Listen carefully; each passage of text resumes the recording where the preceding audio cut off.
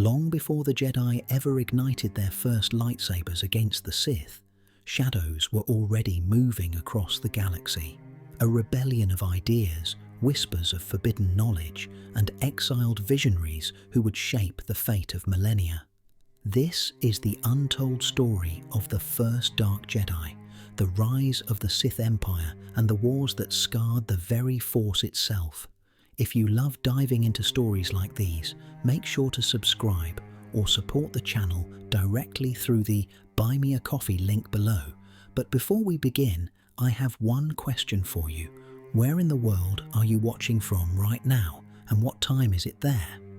Drop your answer in the comments. I can't wait to see how far across the galaxy this story travels. The Jedi of this ancient era were not yet as codified or restrained as the monastic order we would later come to know.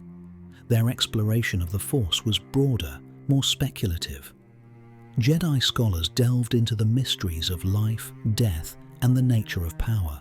Among them rose a group of ambitious thinkers who began to question a central tenet: the absolute denial of emotion and attachment. They were not evil, not yet. These early dissenters believed in using the Force more completely, embracing both the light and dark to attain true balance. But their methods, unorthodox, passionate, and increasingly driven by ego, placed them at odds with the Order's growing asceticism. These Jedi, once respected for their insight, began to be watched, then censured, and finally exiled. But exile did not mean silence. These exiles, who would later be called the first Dark Jedi, believed the Jedi Council had lost its way. That fear, not wisdom, drove their refusal to embrace the full spectrum of the Force. Among these exiles was Zendor, a name mostly forgotten by the galaxy, but revered, quietly, by those who walk the shadowed path. Zendor's teachings, now buried in the margins of ancient Jedi texts, spoke of a Force without limits. A Force that did not punish emotion, but used it as a wellspring of strength. And it was this philosophy, radical, dangerous, beautiful, that laid the groundwork for the Sith. But what made this divergence possible in the first place? Why did the Jedi, paragons of peace, find themselves fractured by their own doctrine? The answer lies in fear, not of the dark side itself, but of what it might awaken within. The early Jedi understood that passion could lead to danger, but in their zeal to suppress it, they created blind spots, holes in their ideology where power could grow unchecked. The exiles filled that void with their own beliefs. They didn't fall, they chose, and in doing so, they became the first to truly question what it meant to be a Jedi. This was not simply a schism, it was a crucible. And the galaxy would never be the same. The rebellion of the Dark Jedi did not begin with violence, but with heresy, forbidden teachings, quiet whispers, experimental uses of the Force, alchemy, manipulation, telepathic domination. Practices the Order deemed unnatural began to surface in hidden enclaves across Jedi space. The Council, threatened and unsure, responded with swift judgment. And in their judgment, they made their greatest mistake. They tried to erase them. Exile was intended as a punishment, but it became a baptism. Cast out, these former Jedi found solidarity in their banishment. They forged bonds stronger than any shared creed, bonds of vengeance, of righteousness, and of vision. The Outer Rim was vast, and the Republic's reach was limited. The exiles found freedom in the forgotten corners of the galaxy, freedom to experiment, to build, to transform. And in that freedom, the first seeds of empire were sown. But what truly transformed these exiles into something more sinister was not merely distance from the Republic or the Council, it was discovery. On a remote, desolate world, Korriban, they encountered something ancient and primal. The native Sith species, red-skinned and deeply attuned to the dark side, had developed their own Force traditions. When the exiled Jedi arrived, they did not meet equals. They met gods. With technology and force powers far beyond what the Sith people had ever seen, the Dark Jedi were worshipped as divine. But worship was not enough. They enslaved the Sith species, interbred with them, and over generations created a new order entirely, one that combined the mysticism of ancient Korriban with the refined brutality of fallen Jedi. This fusion gave birth to the Sith Empire. So let us ask, was this truly a fall from grace or a deliberate evolution? The early Sith were not madmen or monsters, not yet. They were visionaries. They believed that the Jedi clung to half-truths, that suppressing passion was a denial of the galaxy's true nature, that through embracing conflict, struggle and desire, one could ascend. And while their means grew darker with time, their core remained intact. Strength through passion, freedom through power. It's easy to view this history through a moral lens, to cast the Jedi as the light and the Sith as the dark. But what if we instead saw it as a cycle of repression and rebellion, of doctrine and dissent? What if the Sith are not the antithesis of the Jedi, but their inevitable consequence? If so, then the spark of rebellion wasn't just the beginning of the Sith, it was the mirror the Jedi refused to look into. In the silence of the Outer Rim, a new order stirred, not one of peace, but of power, not of self-denial, but of self-mastery. The Sith would rise not as an enemy to the Jedi, but as their reflection, twisted perhaps, but never without origin. And all of it began here, with a question, a doubt, a whisper in the Force. The next time you see a Sith Lord cloaked in shadow, wielding hatred like a weapon, remember, they were born from the same spark that lit the first Jedi's saber, the same hunger for truth, for purpose, for freedom. But what does that say about the Jedi? And are we so sure that the spark of rebellion died when the Sith were born? Or is it still there, flickering, waiting to burn once more? The 100-Year Darkness. In the shadow of their exile, the Dark Jedi did not retreat into silence. Instead, they transformed exile into evolution. What had begun as philosophical dissent within the Jedi Order escalated into a cataclysmic civil war, one that would rage for a century and scar the Force itself. This was not merely a war of politics or even power, it was a war of belief, of transformation, and ultimately of abomination. This was the 100-Year Darkness. To understand the scale of this conflict, one must first understand what the Dark Jedi had become. Cast out from the Order that once nurtured them, they turned their minds to exploration, and then to manipulation. It wasn't enough to master the Force. They sought to redefine it. Their studies led them into ancient and dangerous territory, Sith alchemy. Though the word Sith would later become synonymous with the dark side, at this point it referred only to a remote species, but their rituals, their sorcery, their connection to primal darkness, it became the wellspring from which the exiles drew power. Sith alchemy was not science, nor was it traditional magic. It was transformation through suffering, the fusion of flesh, force, and will, and the Dark Jedi used it to create monsters. The creatures they birthed were grotesque marvels, hulking war beasts, intelligent abominations, and mutated life forms bred solely for destruction. But these were not idle experiments. They were weapons, tools to wage war against the very order that had cast them out. Among the most notorious of these creations were the Leviathans, massive, mind-devouring creatures capable of laying waste to entire battlefields. These were living engines of annihilation, embodiments of what Sith alchemy could achieve when restraint was abandoned.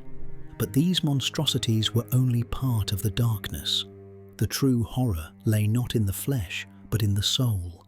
As the war escalated, the Dark Jedi began altering themselves. They tampered with their own bodies, extending life, enhancing strength, and amplifying their sensitivity to the dark side. They became creatures of will, no longer bound by the limitations of species or mortality. Each warlord, each fallen Jedi began to see themselves not as a man or woman, but as a god in waiting. This belief became doctrine. From this crucible emerged names that would echo through Sith history. Ajunta Pall, the first Dark Lord of the Sith, Karnes Moore, master of twisted Force rituals, and Zoshan, a prophetess whose visions foretold a galactic empire built on blood. They were not generals, they were visionaries of annihilation, and yet the Jedi were not blameless. The Jedi Order, shaken by the scale and ferocity of the Dark Jedi uprising, responded not with compassion, but with suppression.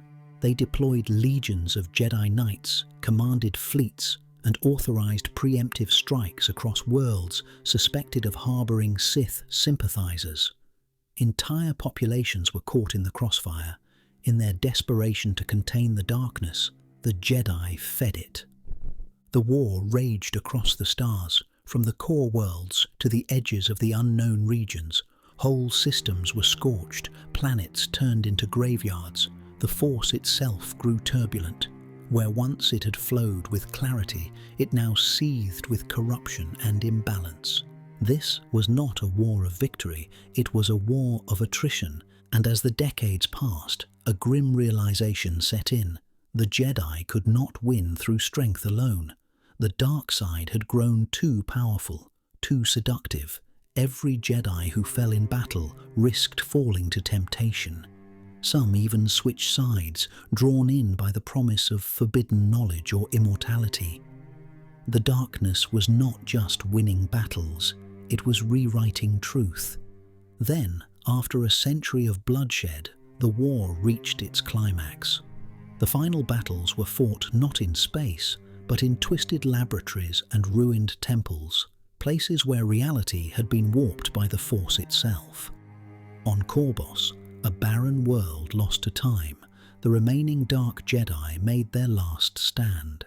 The Jedi struck with overwhelming force, not to reclaim, but to erase. And they succeeded. Ajunta Pall and his followers were defeated, but they were not destroyed. Instead of execution, the Jedi chose exile once more. Perhaps they feared martyrdom. Perhaps they hoped that banishment would break the will of these powerful outcasts. But what they could not have foreseen was that exile would again become incubation. The survivors fled to the unknown edges of the galaxy. There, on the dark world of Korriban, they found the Sith species, a primitive but Force-sensitive race steeped in dark traditions. And as we shall see in the next chapter, these exiled warlords did not dominate the Sith merely with weapons, but with ideology. They were hailed as gods, and they became them. So we must ask, what was the true lesson of the 100-year darkness? Was it that power corrupts, or that suppression breeds rebellion? Did the Jedi win the war, or did they merely scatter its embers across the galaxy? And most haunting of all, when the Jedi cast out the first Dark Jedi, did they create a separate enemy or a future reflection of themselves? Because the horrors of this war did not die with its final battle.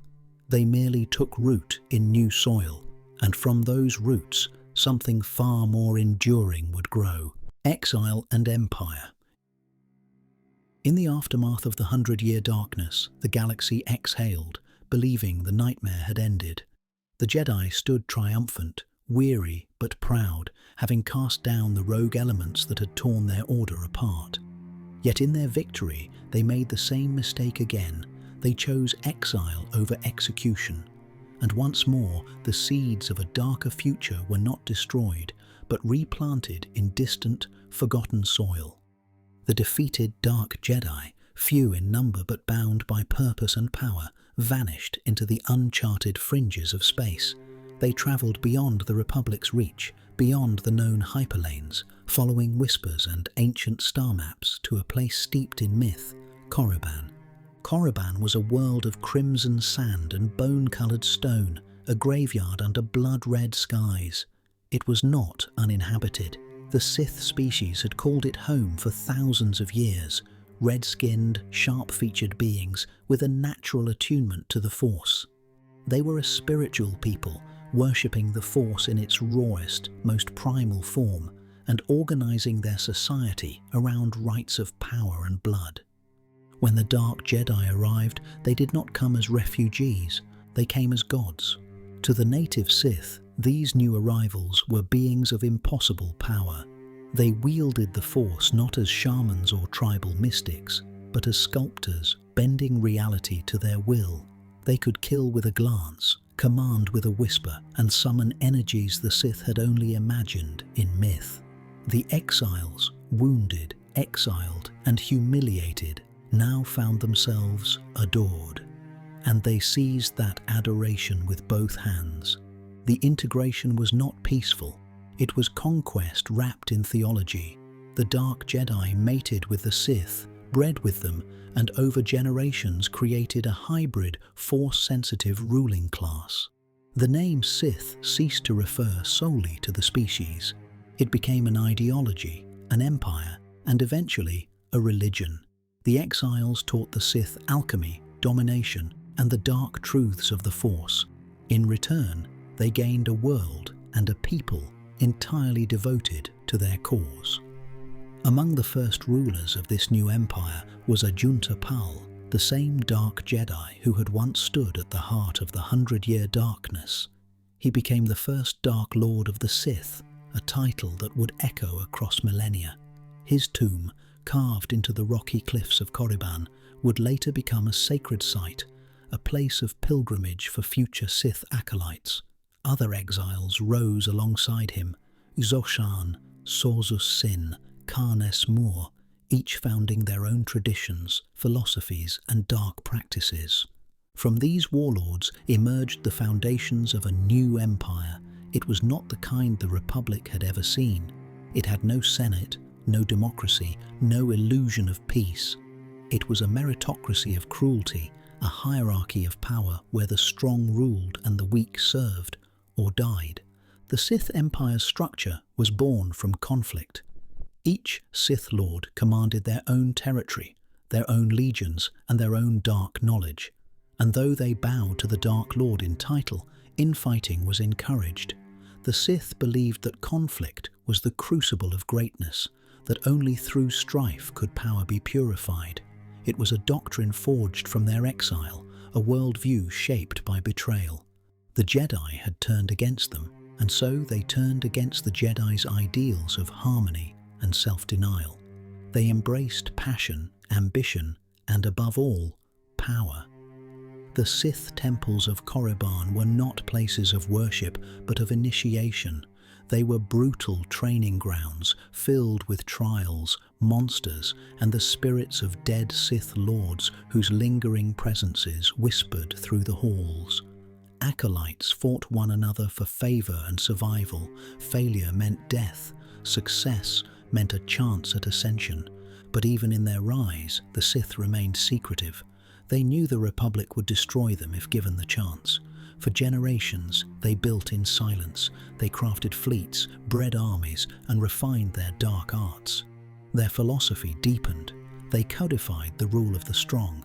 They wrote the code of the Sith, a direct rejection of the Jedi code.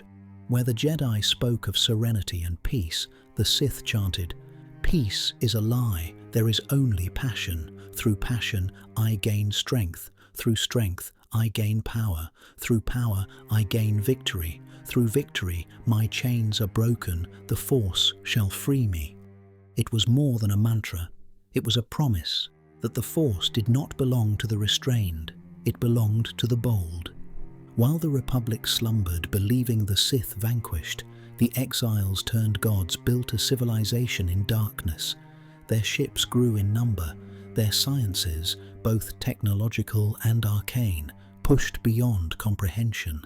They experimented not only on the Sith species, but on themselves. Immortality became an obsession. Legacy became a weapon. And yet, for all their grandeur, the Sith remained a house divided. Their strength was in conflict, but so too was their weakness. Internal power struggles, assassinations, and coups were common. The title of Dark Lord passed from one bloody hand to another, each new ruler clawing their way to the top. It was a cycle of chaos that never ended, but also never broke, because to be Sith was to embrace the storm. Still, not all of them sought only destruction. Some Sith Lords imagined a time when their empire would emerge from the shadows, when the Republic would fall, not from attack, but from rot. When Jedi temples would burn beneath black banners and red sabers. They plotted for centuries, and they waited. Their patience would become legacy. Korriban, once a world of ash and isolation, became the heart of something terrible and grand. In the catacombs below its surface, dark knowledge was passed from master to apprentice. In the night sky above, warships drifted silently in preparation, and in the minds of the Sith, the memory of exile never faded. It burned, because exile had not broken them. It had forged an empire. Lords of conflict. In the early days of the Sith Empire, before it reached across star systems or shattered galactic stability, its foundations were laid not in peace or order, but in rivalry. At the core of Sith civilization was a single, immutable truth: conflict is the engine of power. The Sith did not merely accept struggle, they sanctified it. They believed that through constant trial, the strong would rise and the weak would fall, and only in this cycle could the dark side of the Force be fully understood and wielded without restraint. This belief wasn't just philosophical, it was institutional. It defined every layer of their society, from the structure of their academies to the very architecture of their temples. And towering above this brutal order were the first lords of the Sith, beings who embodied conflict itself. Ajunta Pol, the first to claim the title of Dark Lord, was not simply a warlord or conqueror. He was a philosopher of domination. A former Jedi Master exiled during the 100-Year Darkness, Pal led his fellow outcast to Korriban and forged the initial ideology that would define Sith culture for millennia. He taught that the Jedi's denial of emotion was a weakness, that passion was not to be feared but mastered.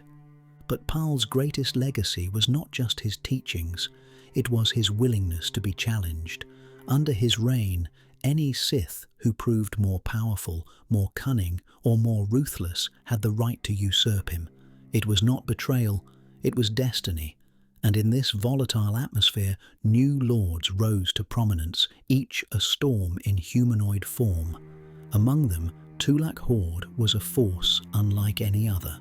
Where Pal was the philosopher king, Hord was the general of nightmares. He was a master of lightsaber combat, feared for his unmatched skill in battle and legendary dueling record. But he was more than a warrior. He was an architect of conquest. Under his leadership, the Sith Empire expanded aggressively, subjugating worlds beyond Korriban and assimilating their resources, cultures, and knowledge. Hord believed that the dark side was not just a tool, it was a living force that demanded domination. He viewed combat not as an end, but as a language through which the dark side spoke. Every duel, every battle was a communion with that force. His tomb on Korriban, later desecrated and studied by Sith acolytes, was said to be a repository of secrets, rituals, saber forms, and forbidden knowledge that had never been recorded elsewhere.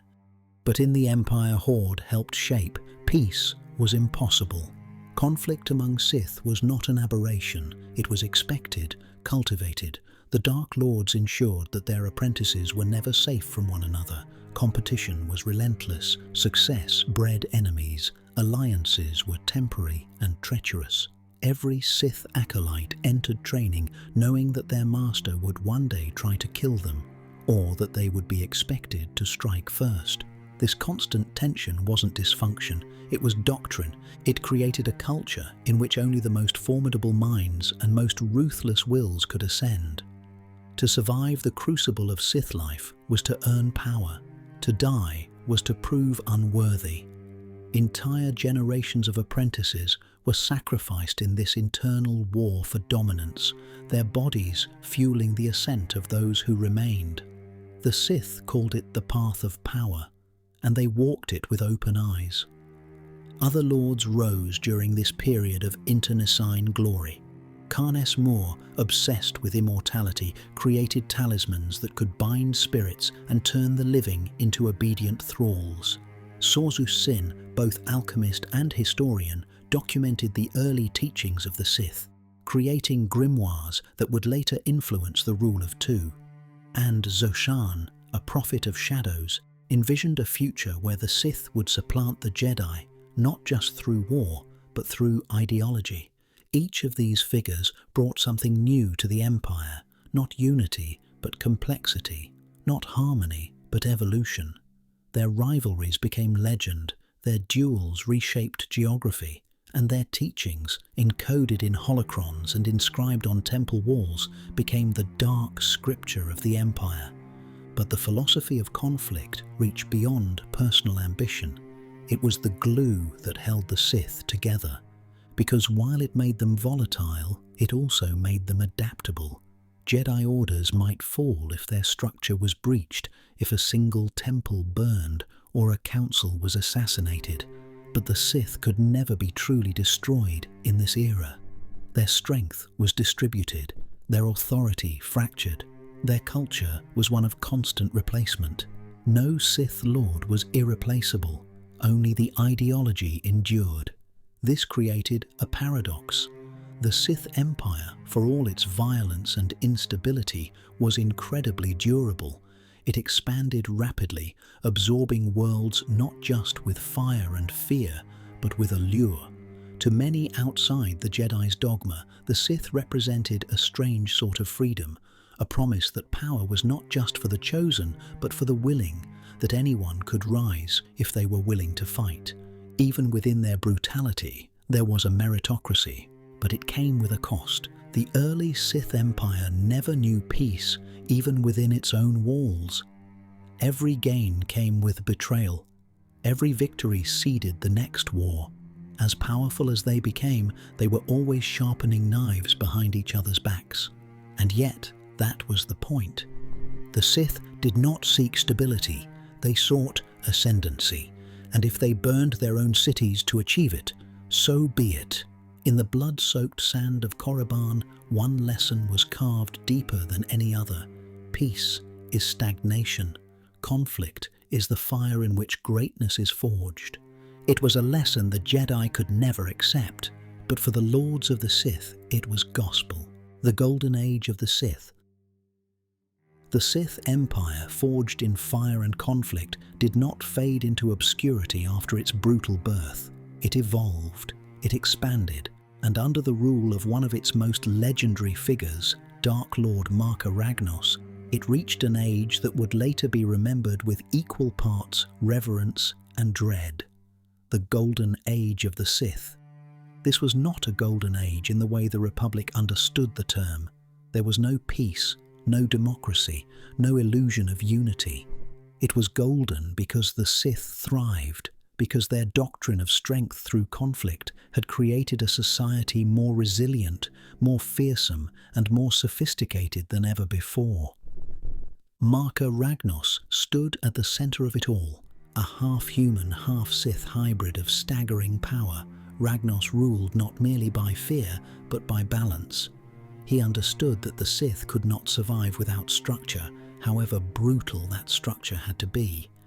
His reign lasted over a century, an unthinkable feat for a Sith Lord in an empire built on internal rivalry. He was not the strongest warrior in every duel, nor the most radical alchemist, but he was the most cunning and the most stable. And in the shifting tides of Sith power, that made him invincible. His rule was marked by calculated expansion. The Sith Empire, centered on Korriban, pushed into nearby systems, not in reckless conquest, but with precision, through the combined use of force-enhanced generals, dark side rituals, and strategic diplomacy with local warlords. New worlds fell under Sith influence. Some bent the knee willingly, seduced by Sith power. Others were broken and remade. Sorcery flourished. The Sith of this era were not merely warriors, they were scholars of the occult. Their temples became laboratories of ancient power, rites of transformation, rituals to bind spirits, blood spells to drain the life force from entire battalions. All were studied, refined, and practiced. Dark knowledge was power, and to hoard it was to elevate oneself. Sith Lords traded in secrets the Jedi refused to acknowledge, let alone confront. The planet Korriban, with its endless necropolises and blood-red skies, became more than just a throne world. It became a mausoleum of the past and a forge for the future. The Valley of the Dark Lords was carved during this era, a sprawling grave complex where Sith Lords constructed monumental tombs filled with traps, treasures, and their own preserved spirits. These tombs were not memorials, they were statements. Each one declared, "I mattered, I endured, come and try to take what I left behind." But for all their grandeur, the Sith of this age were not without their internal frictions. The Empire's stability under Ragnos was delicate. It depended on his ability to manage the ambitions of rival lords, many of whom were biding their time, waiting for a sign of weakness. It was an age of shadowed diplomacy, of whispered betrayals barely prevented, of alliances made and broken in the span of a heartbeat. The Sith Council existed, but it was more stage than Senate. Composed of the most powerful lords in the Empire, its primary function was not governance, but containment. It gave ambitious Sith a place to clash without outright civil war, a space where words and manipulation could be weapons just as potent as sabers and sorcery. Marka Ragnos presided over this council like a storm held at bay, his presence the only thing preventing chaos from boiling over. Yet even Ragnos knew his rule could not last forever. Sith philosophy rejected permanence. Power must always be challenged, or it would rot. In his final years, this tension reached its peak. Two figures emerged who would embody the fracturing of the Empire to come: Naga Sadow and Ludo Kresh. Sadow was a radical, a firebrand who believed the Sith Empire should no longer hide in the shadows of the unknown regions. He looked upon the Republic with contempt and ambition. To him, the Jedi were not a threat, but a destiny to conquer. He advocated for invasion, for the open assertion of Sith dominance across the stars. Kresh, in contrast, was a traditionalist. He saw danger in Sadow's recklessness and believed in preserving what Ragnos had built. Stability, secrecy, and calculated strength. These were his doctrines. Ragnos, recognizing the powder keg forming between them, held the two in check.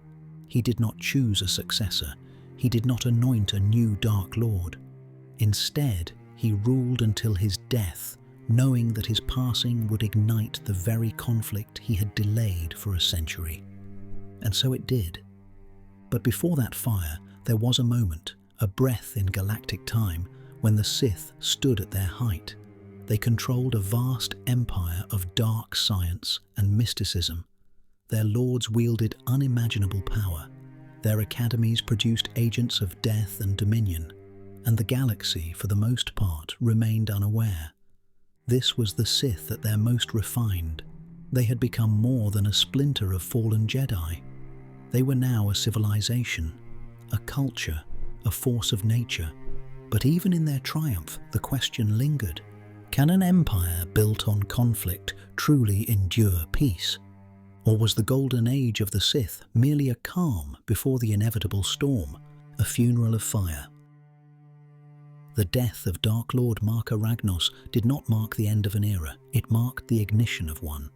After ruling the Sith Empire for over a century, Marka Ragnos died as he lived, unyielding, enigmatic, and utterly dominant. But his death left a void too vast for any single successor to easily fill. In a culture where ambition is sacred and betrayal is a virtue, such a vacuum was not simply an opportunity.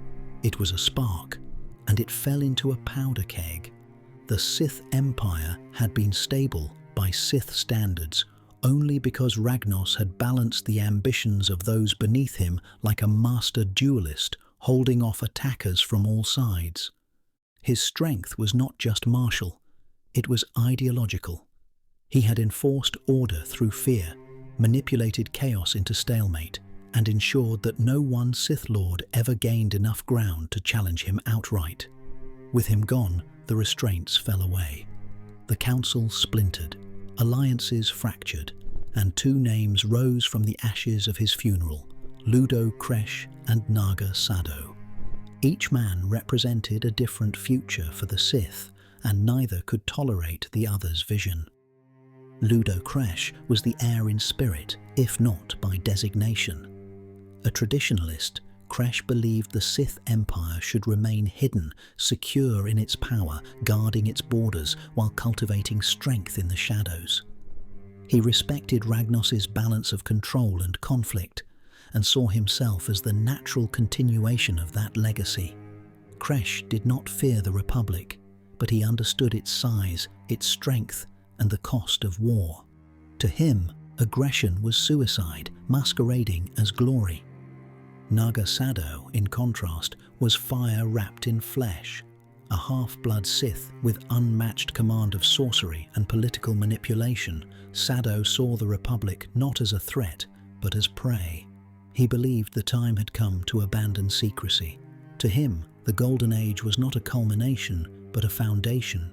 The Sith were meant to rule not just their corner of the galaxy, but the galaxy itself. Sado envisioned fleets, invasions, subjugation, and he would stop at nothing to ignite that vision into reality. At the funeral of Marka Ragnos, the two collided. Ragnos's tomb, carved deep into the Valley of the Dark Lords, was shrouded in dark energy. His sarcophagus was surrounded by chanting acolytes, blood rituals, and the finest of Sith regalia. It was a ceremony not of mourning, but of legacy, the passing of a myth into mythos. And in the midst of this dark splendor, Sado and Kresh stood opposite one another, flanked by their loyal followers, and issued competing claims to the title of Dark Lord. Their argument escalated beyond words. Sorcery flared, sabers hissed. A duel erupted among mourners, where mourning turned to murder and eulogies to executions. The ancient tomb became a battlefield, its blackened walls echoing with the clash of ideology and ambition. But then, as the fire reached its peak, a presence appeared, the spirit of Marka Ragnos. Whether conjured by the Force or summoned through Sith sorcery, Ragnos's spectral form intervened, silencing the conflict with a mere gesture. In a voice that resonated with finality, he warned both would-be successors. The path ahead would lead to great power, but also great ruin. It was not a warning either man would heed. Sado left the tomb with a renewed determination. He knew the time for subtlety had passed. He retreated to his stronghold and began assembling fleets, conducting arcane experiments, and orchestrating a deception so grand it would reshape the galaxy. Kresh, meanwhile, began gathering his own supporters, lords and cults who feared what Sado represented. He viewed Sado not as a rival, but as a threat to the very survival of the Sith. In his eyes, Sado's dreams of conquest would lead to the Republic's attention, and with it, extinction. Thus began the Sith succession crisis, a war not of territory, but of direction. Sado struck first. With his mastery of illusion, he staged an attack on a Sith world and blamed it on the Republic, faking evidence to inflame tensions. He manipulated the fear and pride of the Sith Lords, convincing many that the Republic had already begun its assault. His plan was elegant, ruthless, and terrifyingly effective. The Sith Council fractured further. Lords who had long simmered with resentment toward the Jedi and the Republic joined Sado, swelling his forces.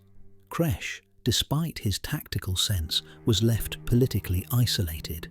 He tried to expose the deception, but his voice was drowned out by the drums of war. As Sado was named Dark Lord by a divided council, Kresh declared him a usurper and traitor. A civil war erupted, brief but vicious. Kresh's forces launched an assault on Sado's citadel, but were repelled with overwhelming force. Sado's sorcery turned the tide, illusions disoriented his enemies, phantoms attacked from nowhere, and his mastery of dark rituals disrupted entire squadrons. Kresh survived, barely, retreating into the shadows to regroup. But Sado had won, for now. His next move would not be inward, it would be outward. The Sith Empire, still fractured and blood-stained from internal strife, would now turn its eyes to the Republic. Sado had the fleets, he had the ritual knowledge, and he had manufactured a narrative of betrayal that even his enemies had begun to believe. What began as a funeral had become a declaration. The Sith would no longer hide, and as Sado's ships assembled in orbit, preparing for a full-scale invasion of Republic space, the galaxy stood on the brink. Not because of an enemy it saw, but because of one it didn't yet believe still existed. The funeral of Marka Ragnos was not an end. It was a beginning, written in fire, hyperspace and hubris. In the silent void between stars, where ancient secrets slumbered and forgotten empires brooded in the dark, a single mistake shattered the illusion of separation. For over 1,000 years, the Sith Empire had grown in exile, hidden deep within the unknown regions, evolving in secret under the rule of sorcerers and warlords. The Republic, vast and unaware, believed itself the sole heir to galactic civilization. The Jedi, vigilant yet complacent, had long forgotten that the Sith were not just a myth, they were a waiting storm. That storm was called Naga Sado, and its ignition began not with an army, but with 2 explorers and a single misstep across hyperspace. The twins, Gav and Jory Darrigan, were not warriors, diplomats, or soldiers. They were hyperspace navigators, charting routes through the uncharted galaxy, looking for new trade corridors, contracts, and fortune. Their motivations were personal, even desperate. Fleeing debts and legal trouble, the Darrigans took a gamble and plotted a course deep into unregistered space, using ancient maps and half-translated coordinates. They expected to find empty systems or undiscovered resources. Instead, they found Korriban. It was a cruel twist of fate that their arrival coincided with the funeral of Marka Ragnos, the recently deceased Dark Lord of the Sith. The timing could not have been more catastrophic. The sight of alien ships above sacred soil, especially during such a volatile succession crisis, was seen by many Sith as a provocation, an attack. Panic spread through the gathered lords and their followers. To Naga Sado, however, it was not a threat, it was opportunity. Where others saw spies or invaders, Sado saw proof that the Republic was close, that it had finally stumbled into their hidden empire, that now was the moment he had long predicted. He seized the Darrigans, shielding them from execution and instead branding them as envoys of an imminent Republic invasion. He spun the tale with masterful deceit, forging evidence and employing Sith illusion to fabricate visions of a Jedi attack force. The Council, still reeling from Ragnos's death and the civil skirmishes that followed, fractured again. Fear, ambition, and Sado's rhetoric proved more convincing than caution. He was declared Dark Lord. His rival, Ludo Kresh, declared a traitor. With the Darrigans imprisoned and his political path clear, Sado began preparing the Sith Empire for war. But his war was not one of attrition or defense, it was spectacle. Sado's hubris manifested in ritual. He constructed massive meditation spheres, floating chambers of dark side energy, from which he could project powerful illusions across entire star systems.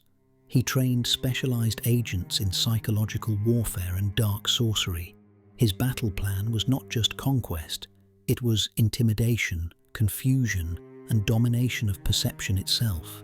He released Jory Darrigan deliberately, planting in her mind just enough fear and urgency to ensure her return to the Republic would be interpreted as a warning, and it worked. As she fled back to known space, Sadow launched his invasion. The Great Hyperspace War had begun. It was a war of shocking scale and speed. Sith warships, their designs alien and terrifying, emerged from hyperspace in key Republic systems. Planets that had known peace for centuries were suddenly besieged. Sadow used his meditation spheres to amplify fear, to project false images of vast armies and multiple fleets. Republic defenders often found themselves paralyzed, unsure of what was real. Entire sectors fell in hours, but beneath the sorcery, beneath the spectacle, cracks had already begun to form. Sadow's illusions were powerful, but fragile. If the meditation spheres were disrupted, or if Sadow's concentration faltered, the illusions unraveled, and more critically, his campaign was stretched thin. He had promised swift, total victory, but the Republic was more resilient than he anticipated. Jedi Knights began to respond, using their clarity of mind and deep connection to the Force to pierce through the deceptions. And worse still, Ludo Kresh was not dead. Thought slain during the succession conflict, Kresh had survived in secret, watching Sadow's war unfold with growing contempt. When the chaos reached its peak, Kresh launched a surprise assault on Sadow's command forces, turning Sith against Sith in the middle of a galactic invasion. It was the ultimate betrayal in a culture that expected nothing less. The illusion of Sith unity shattered. The Republic, seizing the moment, rallied. Jedi-led counterattacks broke Sadow's forward positions. One by one, the meditation spheres were destroyed. Sadow's illusory fleets dissolved. What had seemed like an unstoppable force revealed itself to be a magician's trick, a brilliant one, yes, but still a trick. As his empire's forces collapsed under the weight of reality, Sadow retreated. His flagship fled back into Sith space, pursued and crippled. With no allies left, he abandoned Korriban, retreating to the jungle moon of Yavin 4, a world rich in dark side energy, where he would attempt to rebuild in secret. His war, once prophesied as the rise of Sith dominion, had become a cautionary tale. The Great Hyperspace War ended in fire. Entire Sith fleets were destroyed. Their temples were abandoned or bombed into ruin. The Republic, shaken but victorious, declared the Sith a relic of the past, unaware that its greatest enemy had merely gone underground. But for the Sith, this war was not a failure, it was a revelation. They had seen the galaxy, measured its weaknesses, witnessed how far they could push the Force, and how close they had come to triumph. And Naga Sadow in exile still lived. His hubris had led the Sith to war and to defeat, but his legacy, etched in ruin and ambition, would echo for millennia. Because for the Sith, defeat is never the end. It is only the beginning of the next design, the war that shattered worlds. The Great Hyperspace War was never meant to be a prolonged conflict. For Naga Sadow, it was meant to be a lightning strike, a glorious, sorcery-fueled campaign that would overwhelm the unsuspecting Republic before it could organize a response. But as with so many visions rooted in hubris, it spiraled out of control. What was intended as a swift domination devolved into a war of attrition, of chaos, and ultimately, of collapse. And in its wake, entire worlds would burn. The opening blows were spectacular. Sadow's forces emerged from hyperspace like ghosts of a forgotten nightmare. Sith warships appeared in orbit over key Republic worlds, Coruscant, Kirek, Feuerost, employing not just firepower but fear. Through his meditation spheres, Sadow manipulated the perceptions of the defenders. Republic fleets saw phantoms, worlds thought themselves surrounded, and military leaders hesitated at crucial moments, paralyzed by deception. Entire systems fell in confusion, their leaders unsure if they faced one fleet or 10. But illusion, no matter how powerful, cannot hold indefinitely.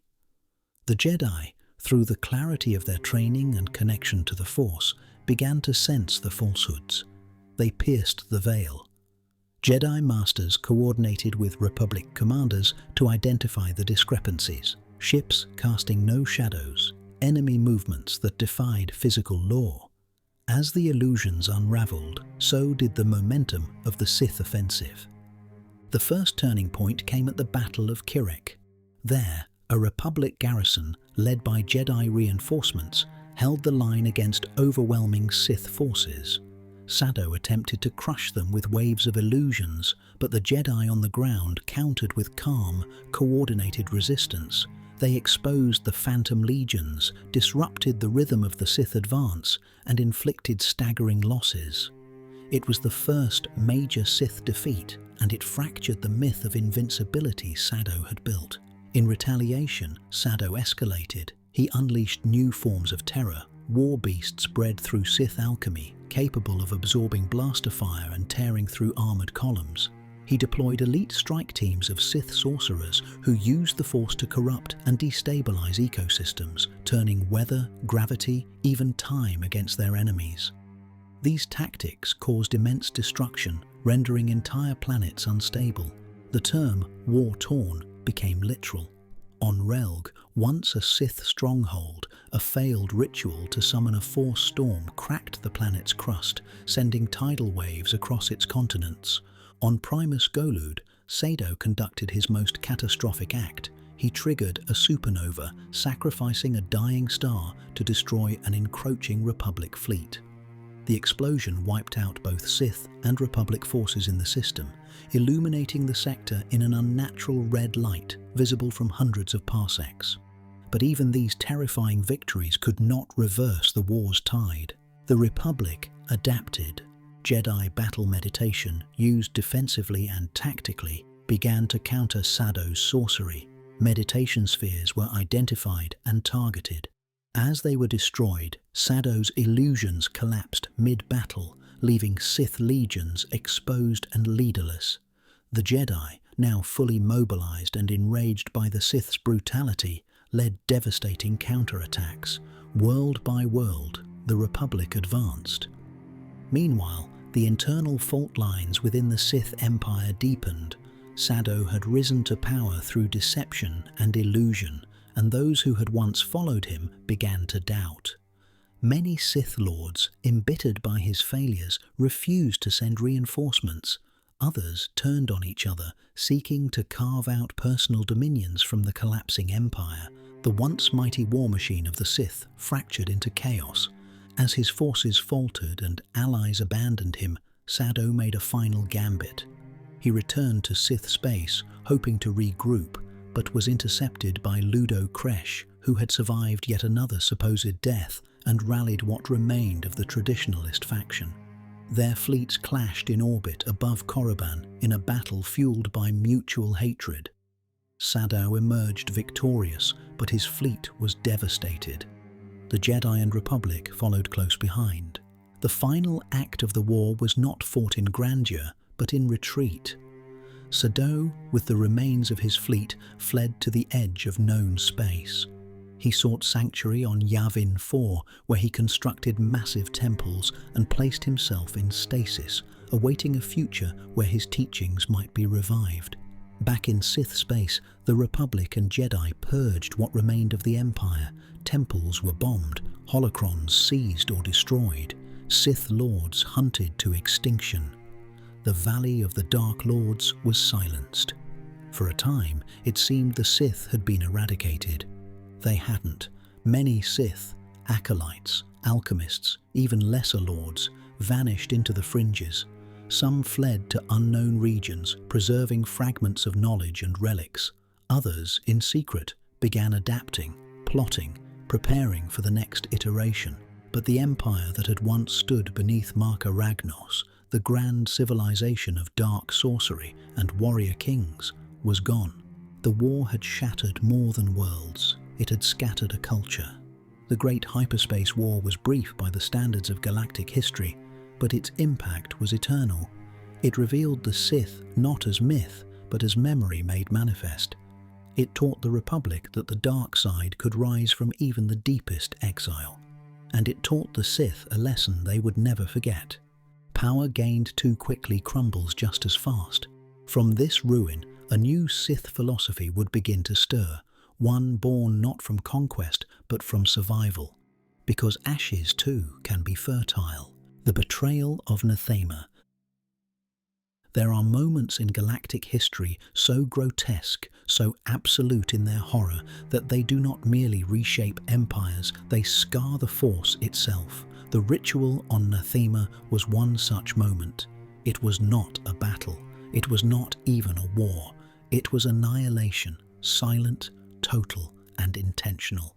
And at the heart of it stood a Sith Lord whose hunger would make even the darkest of his predecessors recoil, Darth Vitiate. Long after the fall of the first Sith Empire in the Great Hyperspace War, the remnants of the Sith scattered like ashes on a cold wind, but ashes can still ignite. On the world of Medrias, a remote and unremarkable Sith planet, a child was born who would become the most enduring Sith Lord in history. His name was Tenebrae. From the beginning he was different. He displayed an unnatural connection to the dark side, bending it not with passion or wrath, but with a cold, calculating will. By the age of 10, he had murdered his adoptive father. By 13, he had enslaved an entire region of his world. At 16, he forced the reigning Sith Lord of Medrias to kneel and then executed him. Tenebrae renamed the world Nathema and declared himself its ruler.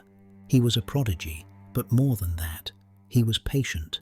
As other Sith fought over scraps in the wake of the Empire's collapse, Tenebrae watched, waited, planned, and when Naga Sado's failed invasion had driven the Sith into further disarray, he made his move. He invited the remaining Sith Lords, powerful exiles, warlords, and sorcerers to a grand ritual of unity. He promised them knowledge, power, and immortality. What he delivered was annihilation. They came to Nathema willingly. There in secret, Vitiate enacted the ritual of consumption, a dark side incantation so vast, so perverse, that it drained the life force of an entire planet. Over 8,000 Sith, from apprentices to Dark Lords, were reduced to ash in a matter of moments. But Vitiate's ambition didn't stop at people. He consumed the planet itself, not just its forests or oceans, but its very presence in the Force. The world became a void, sterile, silent, unable to sustain life or feel the currents of the Force. Even Jedi who visited Nathema centuries later described it as dead space, not neutral, not balanced, absent, a planetary corpse. And Vitiate, he became something else. The ritual had worked. He emerged from the void, no longer bound by aging, no longer vulnerable to disease or time. His soul had been transformed into a vortex, a wound in the Force that could never fully heal. He had not just prolonged his life, he had made himself enduring. Death could no longer claim him. From this horror, he reshaped himself with a new name, Darth Vitiate. And from this silence, he built a new Sith empire. Vitiate knew what had doomed the Sith before: ambition, rivalry, exposure.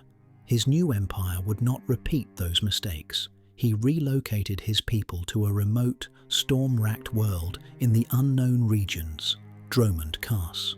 There, he began crafting a new order, one veiled in secrecy, obedient to a single will, forged not by infighting, but by doctrine. He did not crown himself Dark Lord, he declared himself Emperor. Over the next 1,000 years, Vitiate ruled from the shadows. His Sith empire grew quietly, rebuilding military power, indoctrinating generations, and preparing for a new war against the Republic. But unlike Sado, Vitiate would not strike in haste. He would wait. He would listen. He would consume. And the memory of Nathema would remain hidden, buried even among his followers. But the cost of that ritual echoed. Force sensitives who approached the world described nausea, dizziness, the sensation of being unmoored. Jedi who attempted to meditate there found their minds slipping into madness. Sith who uncovered its history were either silenced or disappeared, because Vitiate understood the danger of truth. He had erased a world and fed on its death. It was his greatest act and his most unspeakable. The betrayal of Nathema was not merely a genocide, it was a message that Vitiate was not bound by the Sith, that he had transcended them, that in the pursuit of immortality nothing was sacred, no life, no planet, not even the Force. In time, Vitiate would go by other names, Tenebrae, the Sith Emperor, Valkorion, but Nathema would always remain his origin point, the place where one man consumed a civilization to become a god. And though he buried it in silence, the galaxy would not forget, because the void calls to the Force, and the Force remembers. Reign of the Hidden Emperor. After the horror of Nathema, Darth Vitiate vanished from the galaxy's awareness. While the Republic believed the Sith extinct, scattered to the void after the Great Hyperspace War, he was reborn in secret, an immortal being whose very soul had been transfigured by mass death. But Vitiate was not like the Sith who came before. He was not driven by conquest alone. He was driven by design, and his design would take 1,000 years to unfold. Vitiate chose exile deliberately. He knew that the Sith's repeated downfalls had always stemmed from premature ambition, internal betrayal, and overexposure to the Republic. He had seen Sado's illusions collapse, Kresh's warnings go unheard, and the entire empire burn itself to ash. That would not happen again. On a storm-drenched world deep in the unknown regions, Vitiate made his throne, Dromund Kaas. It was a planet that seemed to welcome secrecy. Veiled in perpetual lightning, cloaked in thick jungle and humid shadows, Dromund Kaas became the heart of a new Sith empire, one hidden from the eyes of both Jedi and Republic. The surviving Sith who had escaped the collapse were summoned to this world, not as warlords or lords of conflict, but as instruments. Vitiate gave them structure, doctrine, control. He crowned himself emperor, not Dark Lord, signaling a new kind of rule, absolute and indivisible. This was not the Sith of Korriban, fractured, anarchic, burning from within. Vitiate's Sith empire was militarized, bureaucratic, hierarchical. He created a dark council to manage the various spheres of influence: war, intelligence, mysteries, technology. But make no mistake, the council was a mask. All power flowed through him. Council members were interchangeable, disposable, tools. He did not fear their betrayal. He planned for it. The Sith under Vitiate were conditioned not just to seek power, but to submit to the idea of a singular vision. His vision. The Sith code remained, but it was quietly subordinated to imperial law. Personal ambition still existed, but it served the state, and the state served the emperor. For generations, this empire grew silently in the shadows. Vitiate funded expeditions into forgotten Sith space, recovering artifacts, holocrons, and lost technologies. He oversaw the reconstruction of entire fleets, commissioned new weapons, and authorized the breeding of Force-sensitive children to fuel the next wave of Sith supremacy. But his most insidious act was not military, it was cultural. He rewrote Sith history. The horrors of Nathema were buried. The old empires were framed as failures of disunity and selfishness. His narrative became law, that the Sith had always been evolving toward a perfect empire, and that he alone had realized it. Schools on Dromund Kaas taught that Vitiate had saved the Sith from extinction. Temples displayed visions of him as a divine figure, untouched by time, above even the Force itself. This was not just indoctrination, it was transformation. Even the Force seemed different on Dromund Kaas. Constant storms raged across the sky, fed by the dark side's resonance with the Emperor's presence. Those sensitive to it reported a crushing pressure in the air, as though the very planet bore the weight of Vitiate's will. Over centuries, the world changed. It became not just a capital, but a ritual site, a focal point of a will so vast it no longer needed to speak aloud. And all the while, Vitiate remained hidden. He rarely appeared in public. When he did, it was through intermediaries, droids, or projections. His physical form, if it still existed in any traditional sense, was seldom seen. Rumors spread among the Sith that he no longer needed a body, that he existed everywhere, or that his mind had expanded beyond the galaxy itself. No one dared question it, because no one returned from doing so. Despite his remoteness, his control was absolute. He monitored Sith Lords through spies and Force rituals. His Inquisitors rooted out heresy and disloyalty.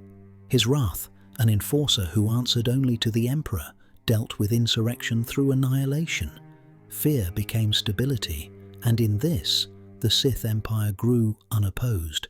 All of this unfolded without the Republic ever knowing. For 1,000 years, Vitiate's empire sat in the dark, sharpening its blades, building its ships, forging new doctrines of war, science, and mysticism. His plans extended beyond galactic conquest.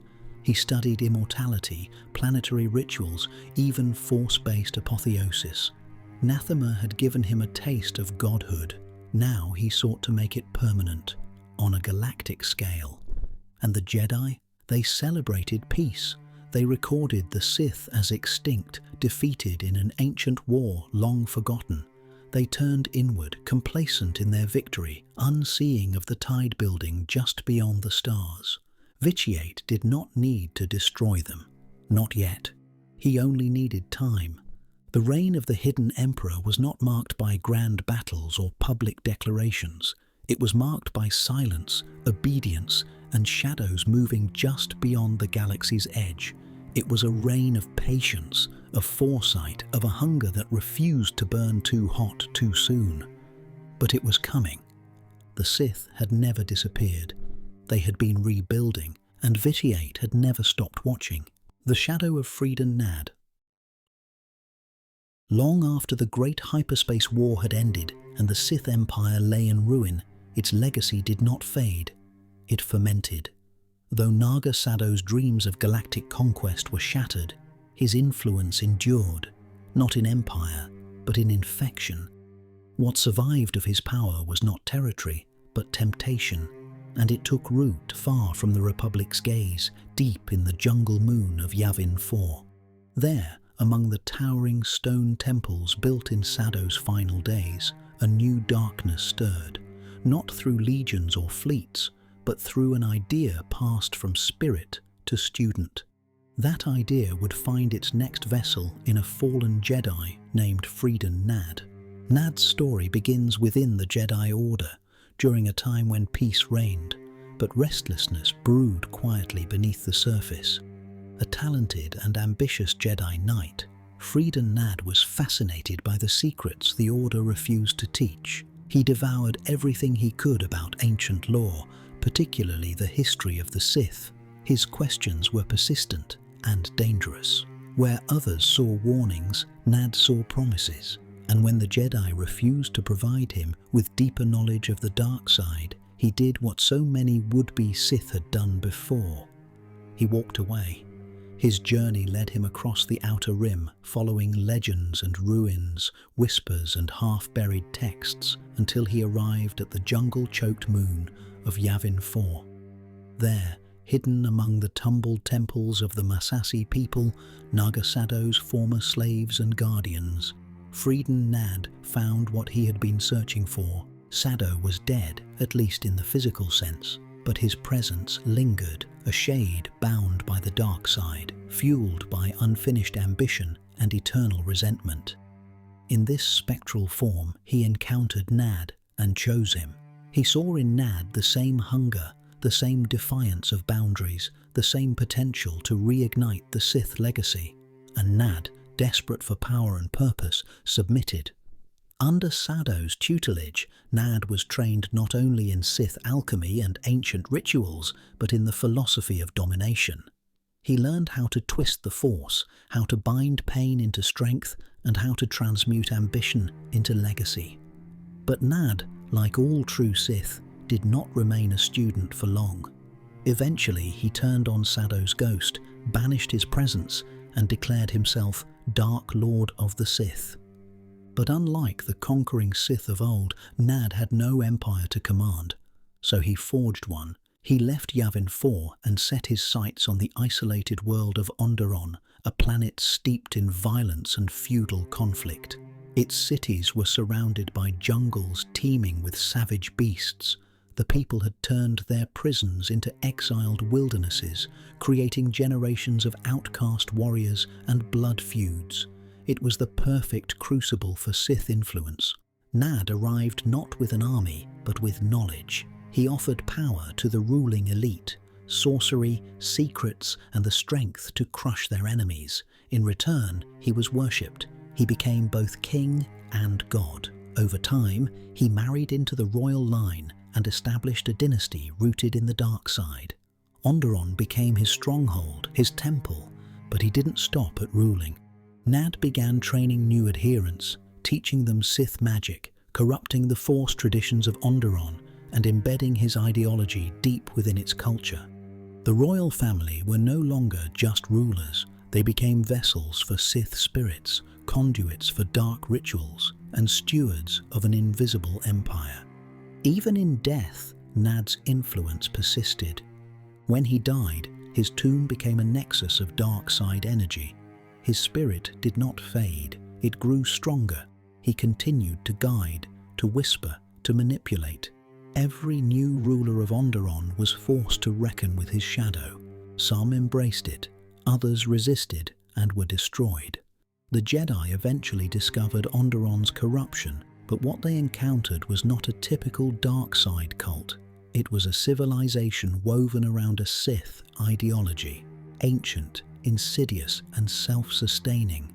Attempts to bring peace often collapsed under the weight of tradition, bloodline, and prophecy. Even when the Jedi uncovered Nad's tomb and attempted to sever his influence, his presence endured. Freeden Nad became something more than a fallen Jedi. He became a symbol of the Sith's adaptability. Where past Sith sought domination through war, Nad found it through legacy. He proved that the dark side did not need to declare itself with legions and fire. It could whisper through bloodlines, haunt through inheritance, and rot civilization from within. His impact would be felt far beyond Onderon. It was Nad's teachings that eventually influenced Exar Kun. It was his cult that formed the foundation for the resurgence of Sith ideology in the years leading to the Great Sith War. His name, forgotten by most in the Republic, became sacred among dark side heretics. His tomb, a pilgrimage site for those who sought power beyond Jedi comprehension. The Sith had been thought dead again. But through Freeden Nad, their legacy adapted, and once more it began to grow in the shadows. The Great Sith War. The galaxy has always misunderstood the Sith. They are not merely conquerors. They are catalysts, flames that ignite when the galaxy grows stagnant. And few burned brighter or more destructively than Exar Kun. His fall was not merely personal. It marked the rebirth of Sith ambition, the corruption of Jedi ideals, and the eruption of a galactic war that would shake the very foundations of the Republic. This was the Great Sith War, and it began, as such tragedies often do, with a question: what if the Jedi were wrong? Exar Kun was a Jedi Knight of prodigious skill and intellect. A gifted duelist and seeker of forbidden knowledge, Kun pushed against the boundaries of the Order's teachings. He viewed the Jedi's rejection of emotion and attachment as artificial limitations, designed not to protect knowledge, but to withhold it. He was not drawn to the dark side out of malice, but out of pride and curiosity. And it was curiosity that would destroy him. In his quest for deeper understanding of the Force, Kun discovered the legends of Freeden Nad. He followed the trail to Onderon, where Nad's tomb remained a nexus of dark side energy. There, Kun confronted Nad's lingering spirit, hoping to resist his influence. He failed. Nad did not overpower Kun. He seduced him, exploiting his pride, promising power, and whispering truths that the Jedi had buried. Kun, still clinging to the illusion of control, traveled to Yavin 4, where the Massassi temples still stood in the shadow of Naga Sado's legacy. It was here that his transformation became complete. Within the ancient temples, he encountered dark rituals, Sith alchemy, and remnants of Sado's twisted experiments. Under their influence, Kun underwent a ritual that bound his soul to the dark side. It gave him power beyond anything he had known, but it demanded something in return. His freedom. Now bound by the same shadows that had claimed Nad and Sado, Exar Kun declared himself Dark Lord of the Sith. But unlike those who came before him, he did not seek conquest through armies alone. He would begin with the Jedi themselves. He turned his attention to the Jedi Order, infiltrating it, not with sabers, but with ideas. He began corrupting students, exploiting disillusionment and ambition. Among them was Ulic Qel-Droma, a celebrated Jedi Knight whose strength and convictions made him a perfect candidate for manipulation. Qel-Droma, driven by a desire to infiltrate the remnants of a Sith cult on the world of Sinagar, allowed himself to descend into darkness. But what began as a ruse became reality. Through a series of orchestrated events, battles, betrayals, and tragic manipulations, Qel-Droma fell fully. Exar Kun appeared to him not as an enemy, but as a liberator, offering him freedom from Jedi restraint. The two formed a dark alliance, and from their union was born the Brotherhood of the Sith. This new Sith order was unlike those of old. It was not formed of exiles or surviving bloodlines. It was forged from corruption, fallen Jedi, seduced or broken, twisted into loyal agents of the dark side. Kun and Qel-Droma, each powerful in their own right, launched a coordinated assault on the galaxy's institutions of order. Jedi temples were attacked from within, libraries were burned, holocrons stolen or destroyed. Jedi masters were assassinated by their own apprentices. The Brotherhood's strength was not just military, it was spiritual. Their very existence shattered the illusion of Jedi invulnerability. Worlds once thought loyal to the Republic began to waver, some out of fear, others out of sympathy. In the Outer Rim, the Sith found allies in warlords and criminal syndicates eager to exploit the chaos.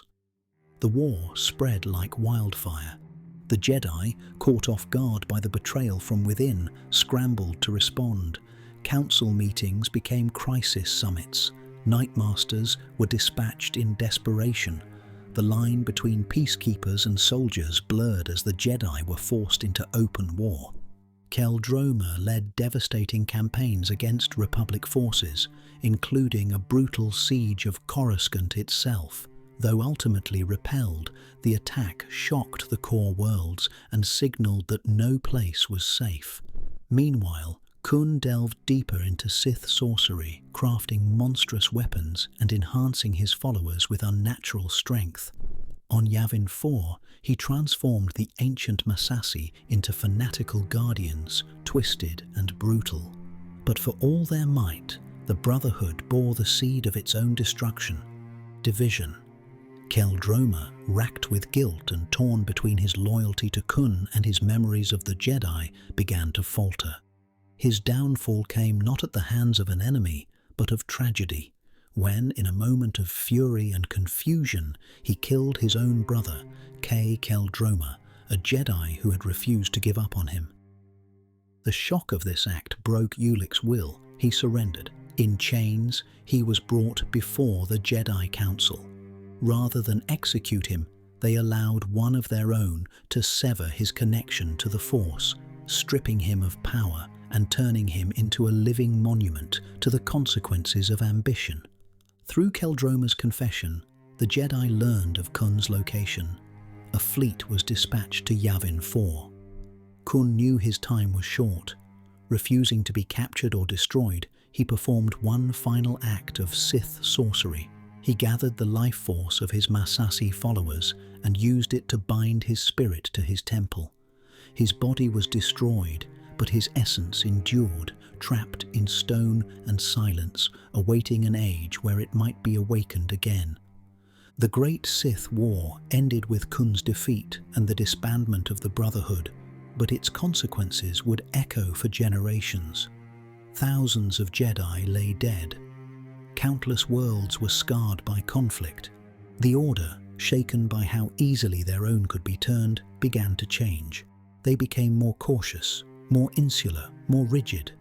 They did not realize it then, but that rigidity would one day become a weakness.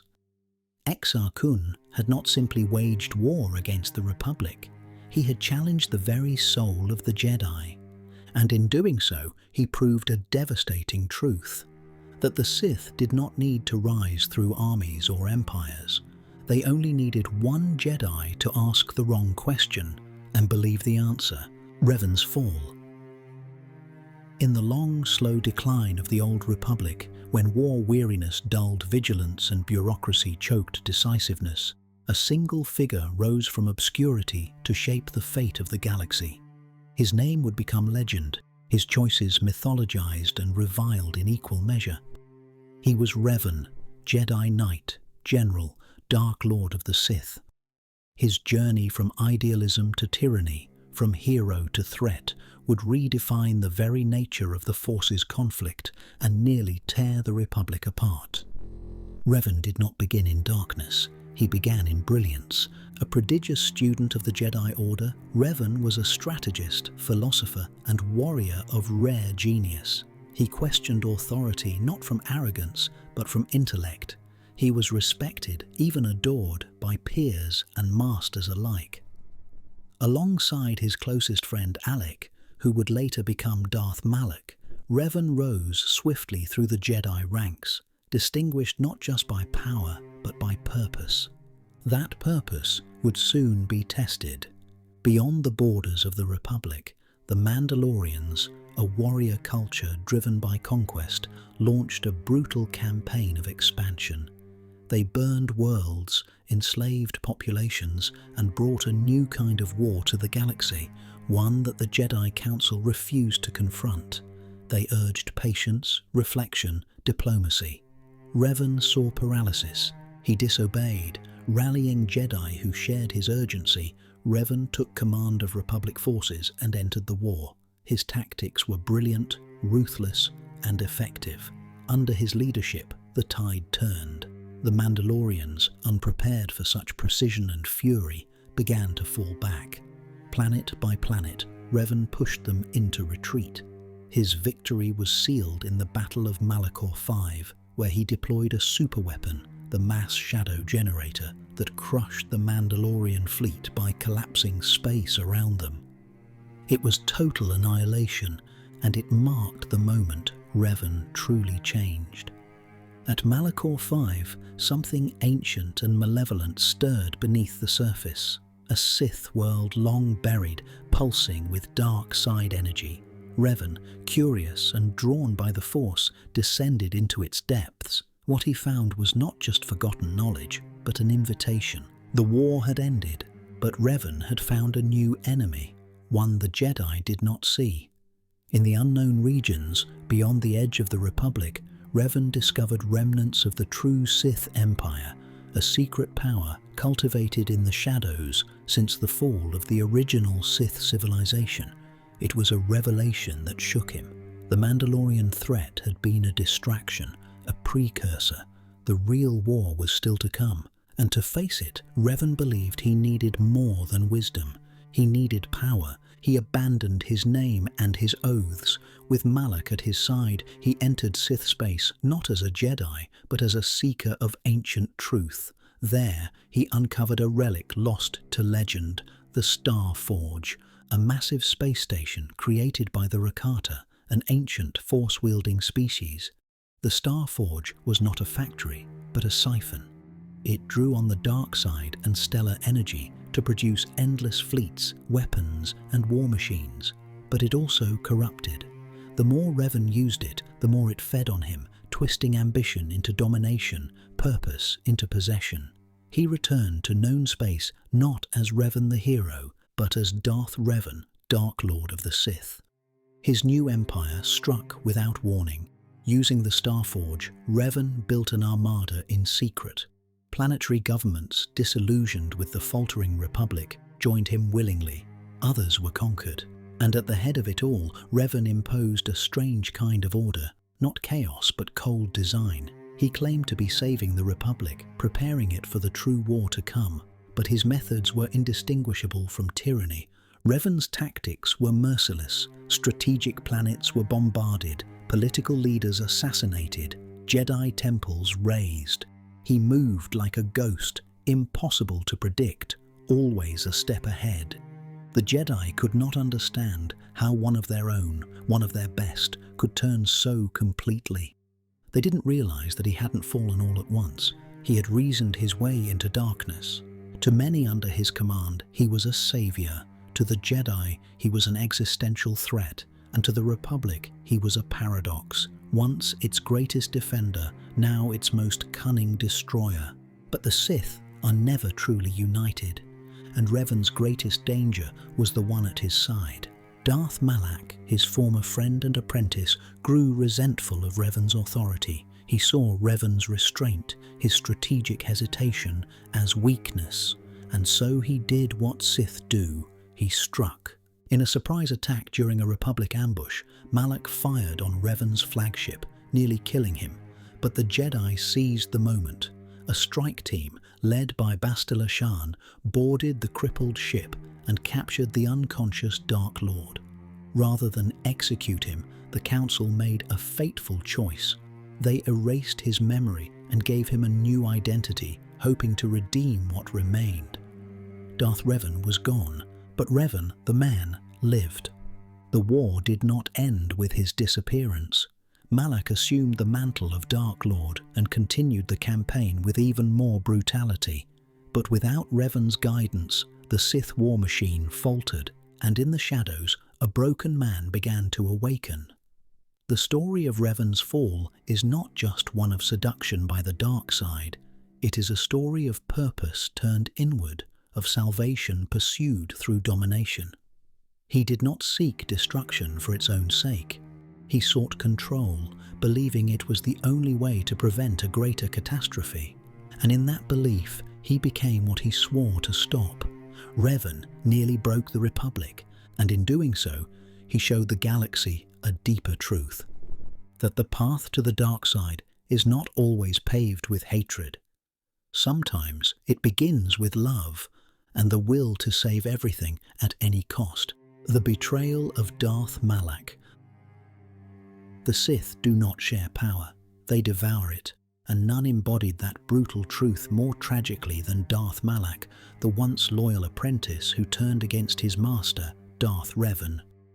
Their story is not simply one of ambition and betrayal, but of friendship unraveled by ideology, pride, and fear. It is the culmination of the fall of Revan, and the beginning of a new path, one forged in redemption and war. Malak, born Alec, was once Revan's closest ally. Together, they had defied the Jedi Council during the Mandalorian Wars, chosen to fight when others hesitated, and led the Republic to a Pyrrhic victory at Malachor V. But where Revan was cunning and philosophical, Malak was passionate, blunt, and unrestrained. He followed Revan into the dark, into exile, into the depths of the unknown regions, but always as a shadow to the man he admired and perhaps feared. It was in the service of the Sith, beneath the gaze of the ancient Starforge, that their bond began to rot. The Starforge, a living factory built by the long-dead Rakata, fed off the dark side of the Force. It amplified its users' desires, twisting their intentions until dominance became necessity. Revan, already a master of manipulation and long-term strategy, attempted to control its power without being wholly consumed. Malak, however, was more vulnerable. The dark side did not whisper to him, It shouted. He watched as Revan waged war with purpose, crafting an empire not of chaos, but of calculated order. Revan's rule, paradoxically, carried traces of the Jedi teachings he had once rejected. He captured systems rather than raising them. He offered structure to the disillusioned, not destruction. Malak did not understand this restraint. To him, strength was absolute, and power meant control through fear. And so, as Revan built his empire, Malak began building his resentment. It erupted in a single decisive betrayal. During a Republic ambush orchestrated with Jedi intelligence, Revan's flagship was disabled. Bastila Shan, a Jedi Knight gifted in battle meditation, led a boarding party. Sensing vulnerability and unwilling to wait for the outcome, Malak did the unthinkable. He fired on Revan's ship with his master still aboard. The blast nearly killed Revan. But Malak did not know that the Jedi had recovered him, that Bastila had found Revan broken, barely alive, and brought him to the Jedi Council. There, a controversial choice was made, not to execute the Sith Lord, but to erase his memory, to reshape him into a weapon against the very darkness he had once commanded. Darth Revan was gone. In his place stood a man with no past, only fragments of dreams and a growing sense that something was missing. Under the protection of Bastila, Revan, unknowing of his true identity, began a new journey, retracing steps he could no longer recall. Meanwhile, Malak crowned himself Dark Lord of the Sith, seizing command of the Starforge and launching a relentless assault on the Republic. But where Revan had used the Forge with strategic precision, Malak used it as a bludgeon. Planets were destroyed, civilians massacred, resistance met with orbital bombardment. He turned the Sith Empire from a machine of order into a furnace of terror. And yet, for all his newfound power, Malak remained haunted by the shadow of Revan. As the new Revan travelled across the galaxy with Bastila and a band of unlikely allies, pieces of the past resurfaced. Echoes of old relationships, traces of ancient Force rituals, and the pull of the Starforge itself began to unravel the truth. Slowly, painfully, he began to remember. But by the time he realized who he was no longer that man. He had chosen a new path. Now armed with his full strength and with clarity restored, Revan confronted Malak. Their battle spanned across worlds, from ancient temples on Dantooine and Korriban to the deepest halls of the Starforge. Along the way, Malak captured Bastila and turned her to the dark side, forcing Revan to confront not only an old friend turned enemy, but a new love twisted by war. In the final confrontation, high above the ancient Rakatan system, Revan fought through legions of Malak's minions and faced his former apprentice alone. Their duel was not simply physical, it was ideological. Malak mocked Revan's change, insisting that the weak could never be redeemed, that the Jedi Code was a lie, that power could never coexist with compassion. But Revan, reforged through suffering and choice, stood as living proof that identity could be reclaimed, that even the deepest fall did not have to be final. Malak fell. As he lay dying, stripped of the power he had murdered to claim, Malak spoke his last words not with anger but regret. He saw at last what Revan had become and what he had lost: a friend, a future, a chance to be something more than a tyrant. The Starforge, no longer guided by a master, collapsed. The Sith war machine was shattered. But the legacy of their conflict would echo for generations. Revan's journey did not end in that battle. It continued into silence, secrecy, and a deeper war against the hidden Sith Empire he had glimpsed long ago. But the confrontation with Malak marked a turning point in galactic history. It proved that the line between Jedi and Sith was not a chasm, it was a thread.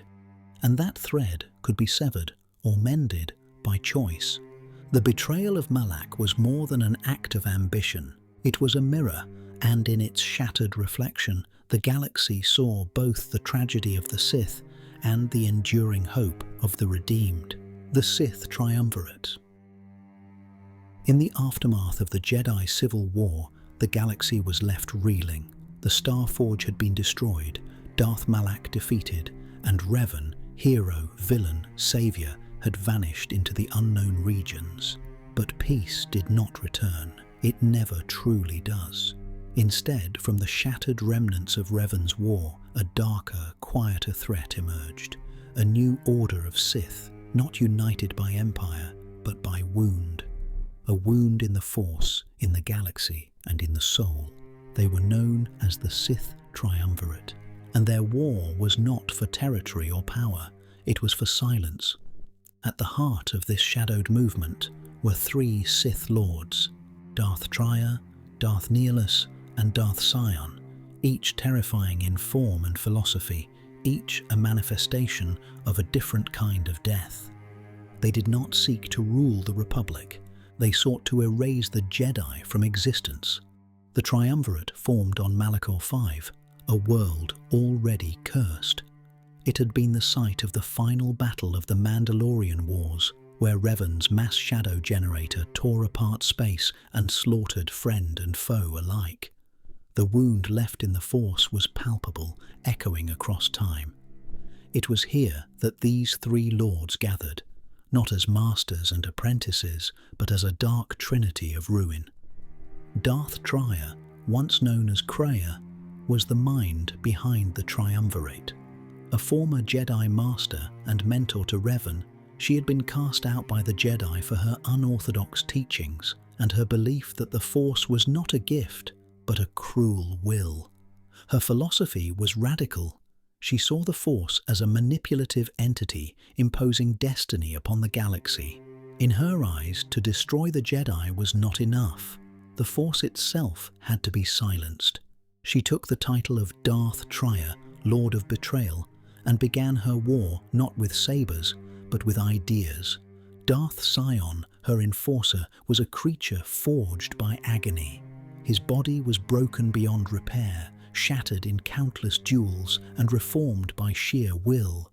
Through the dark side, he kept himself alive, not by healing, but by refusing death.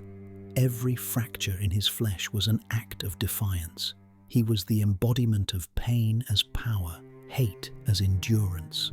Where Trier taught and manipulated, Sion killed. His mere presence was a warning. Some wounds do not heal, they linger. And then there was Darth Nihilus, the most terrifying of them all. He had no face, no voice, no self, only hunger. Once a man, his identity had been erased by the echoes of Malachor V. He had become a void, a hole in the Force that devoured everything. Nihilus did not conquer worlds, he consumed them. Entire planets were reduced to dust by his presence. He spoke in whispers only other dark side users could understand, his voice resonating with death. He needed no army, he was a plague made flesh. Together, these three launched the most insidious campaign the Jedi had ever faced. They did not strike openly. They bled the Jedi from within through assassination, corruption, and despair. The Jedi, already weakened from the Civil War, began to vanish. Some were killed in isolation. Others simply stopped using the Force, hoping to hide, only to wither in silence. Their temples were emptied, their libraries burned or stolen. In the Outer Rim, entire enclaves disappeared overnight. No grand fleet, no declaration of war, just extinction, one life at a time. It was during this time that the Exile returned. The Exile, once a Jedi general under Revan at Malachor V, had been severed from the Force by choice or necessity. She had cut herself off to survive the trauma of that final battle, and the Order had exiled her in fear of what she had become. But now, she was the last hope of the Jedi. Guided by visions and hunted by shadows, the Exile began to gather the last remnants of the Jedi Order, seeking survivors, lost teachings, and the truth behind the Triumvirate's rise. Her journey revealed the fractured philosophies that had allowed the Sith to fester. Each lord embodied a failure of the Jedi. Trier, abandoned for her ideas, Sion, ignored for his suffering, Nihilus, created by their war. The exile confronted each in turn. She defeated Sion not just through combat, but by breaking his will, showing him that his endless agony was not strength, but weakness. She silenced Nihilus by resisting his hunger, proving that identity and choice could overcome even annihilation. And finally, she faced Trier, her teacher, her betrayer, in the depths of Malachor V. Their final confrontation was not a battle, but a reckoning. Trier spoke of fate, of pain, of the Force's cruelty. The exile answered with agency, refusing destiny, choosing to be more than the sum of her scars. Trier fell not with hatred, but with a strange sense of peace. In her final breath, she revealed the galaxy's fragility, that Revan had gone into the unknown regions to face an even greater threat, that the true Sith, the Ancient Ones, were still watching, still waiting. With the fall of the Triumvirate, the Jedi began to rebuild. But they would never be the same. The Sith Triumvirate had done what wars and empires could not. They had broken the Jedi's faith in their own philosophy. They had proven that the dark side did not need an empire or a throne. It could exist in loss, in silence, in the places where hope used to be. Trier, Sion, and Nihilus were not conquerors. They were reflections, and the Jedi would carry their shadows for a long, long time. Echoes of Malachor. There are places in the galaxy where the Force bleeds, wounds so deep that time cannot close them, where screams echo in the fabric of reality long after the bodies have turned to dust. Malachor V is one such place, a scar, a curse, a tomb. It is more than a battlefield. It is a mirror held up to the darkest instincts of both Jedi and Sith, and in the centuries following its destruction, its influence would spread like ash on the wind, whispering to those who dared to listen. And those whispers would shape the Sith's next evolution. Malachor V was the crucible of the Mandalorian War's final act, where Revan, then still a Jedi general, ended the conflict not through diplomacy or surrender, but through cataclysm. At his command, the mass shadow generator was activated, a superweapon that tore gravity itself apart, collapsing ships, structures, and bodies into an impossible singularity. The Mandalorians were defeated, but the cost was immeasurable. The Force itself fractured at Malachor V. Thousands of Jedi and Republic soldiers were caught in the collapse, many of them Revan's own. The death was so sudden, so absolute, that it left behind a wound in the Force, a place of silence and suffering where natural currents no longer flowed. Those who survived were never the same. Most notable among them was the Jedi exile. Her choice to sever her connection to the Force in the moment of catastrophe, whether to survive or to shield herself from the overwhelming death, created a phenomenon unlike any the Jedi had seen. She became a living echo, a nexus of absence. The Order, frightened by what she represented, exiled her rather than seek to understand. But that absence was the beginning of something new. Malachor V, left in ruin, became a dark magnet. Over time, scattered Sith remnants, cultists, and truth-seekers were drawn to it. The massive temple buried beneath the planet's crust, forgotten even by the ancient Sith, reactivated, humming with dark energy. It was filled with ancient rituals, weapons, and monuments to power through pain. The structures there had not been built for worship, but for experimentation. The Sith of old had used Malachor as a place to break Jedi, to test weapons on the mind and soul, to unravel the Force's mysteries through torment. When Darth Trier, Darth Sion, and Darth Nihilus rose to form the Sith Triumvirate, they made Malachor V their foundation. They did not simply inherit its legacy, they were its children. The planet's silence, its pain, its wound in the Force became their language. They did not seek to conquer the galaxy, but to erase the Jedi, to make the rest of the universe as empty and broken as Malachor itself. After their fall, the Jedi thought the danger had passed. They were wrong. The echo endured. Malachor 5, though abandoned again, continued to poison the galaxy in subtle ways. Sith artifacts smuggled off-world began to appear in black markets and lost temples. Holocrons stolen from the ruins found new hands, some seeking to understand, others to use. And across the galaxy, Force sensitives began to dream of stone corridors, of blades suspended in fields of gravity, of voices that spoke in ancient Sith dialects. The site became a legend, spoken of in hushed tones by dark side cults, dismissed by the Jedi as too dangerous to confront directly. The very presence of the place inspired experiments, particularly in those who sought to emulate the rituals of the past without understanding the cost. Among the Jedi, the trauma of Malachor 5 created a cultural fracture. The Council grew more fearful, more conservative. They began tightening their doctrine, refusing to engage with any knowledge that hinted at the dark. They discouraged questioning, punished emotional expression, and silently buried anything that bore Revan's name. Among the Sith, scattered and diminished, Malachor became myth, a symbol not just of destruction, but of possibility. It proved that the Force could be wounded, that reality itself could be rewritten, and most dangerously, it proved that the Jedi could be broken not through war, but through choice. The true evolution of the Sith began here, not with a new empire, but with a new understanding, that the dark side need not shout, it could whisper.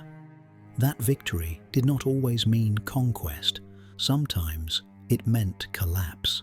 In time, others would seek out Malachor, some for knowledge, others for weapons, and some would simply feel the pull without knowing why. Because the echo is not bound by space. It moves through the Force, finding those who are hollow, who are hurting, who are open. And when it finds them, it does not speak. It waits. Malachor 5 is a tomb not just for bodies, but for beliefs, a place where Jedi ideals died screaming, and where the next generation of Sith would be born listening. The return of the true Sith. For over a millennium, the Sith were believed extinct, burned away in wars long past, buried beneath the rubble of Korriban, scattered by Jedi valor and Republic triumph. But this belief was not only false, it was precisely the illusion the Sith had designed. While the Republic grew complacent and the Jedi turned inward, a storm had been building beyond the edge of the known galaxy.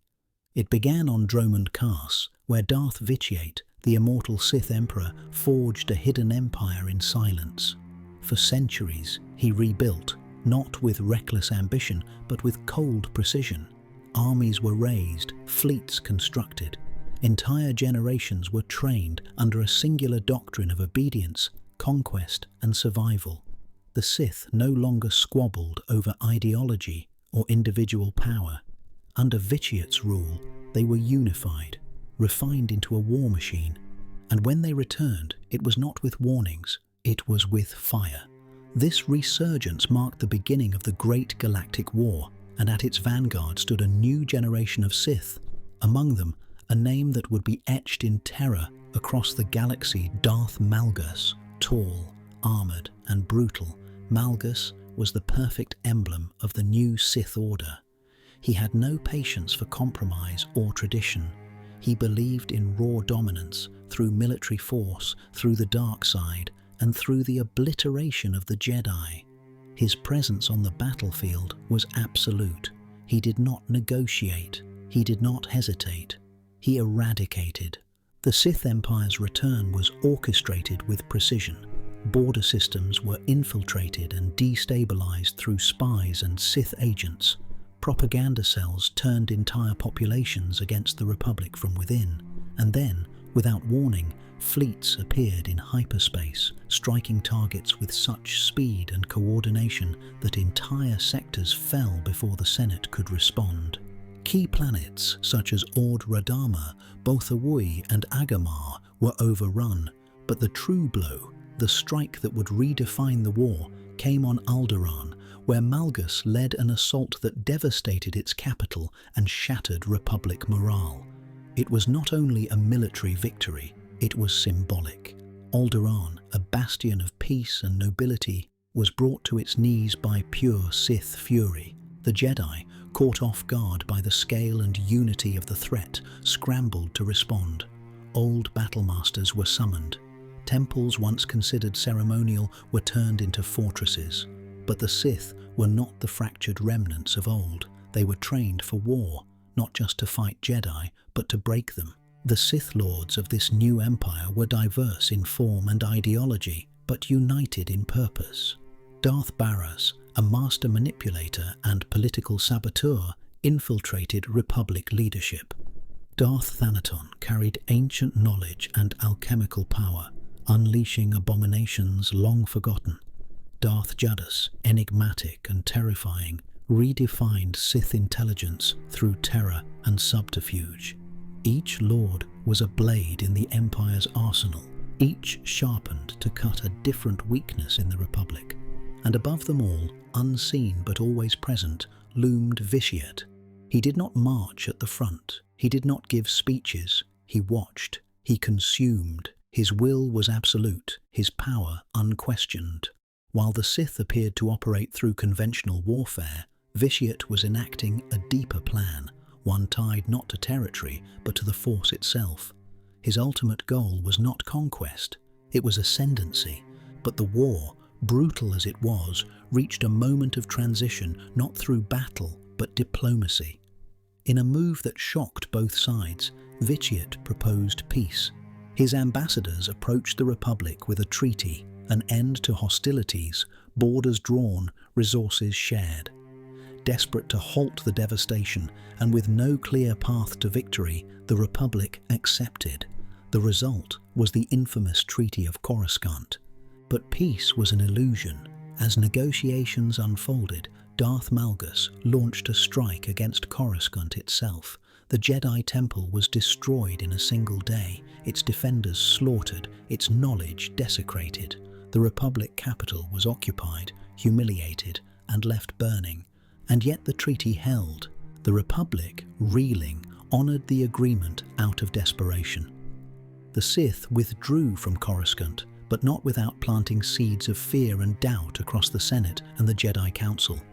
The war entered a cold phase.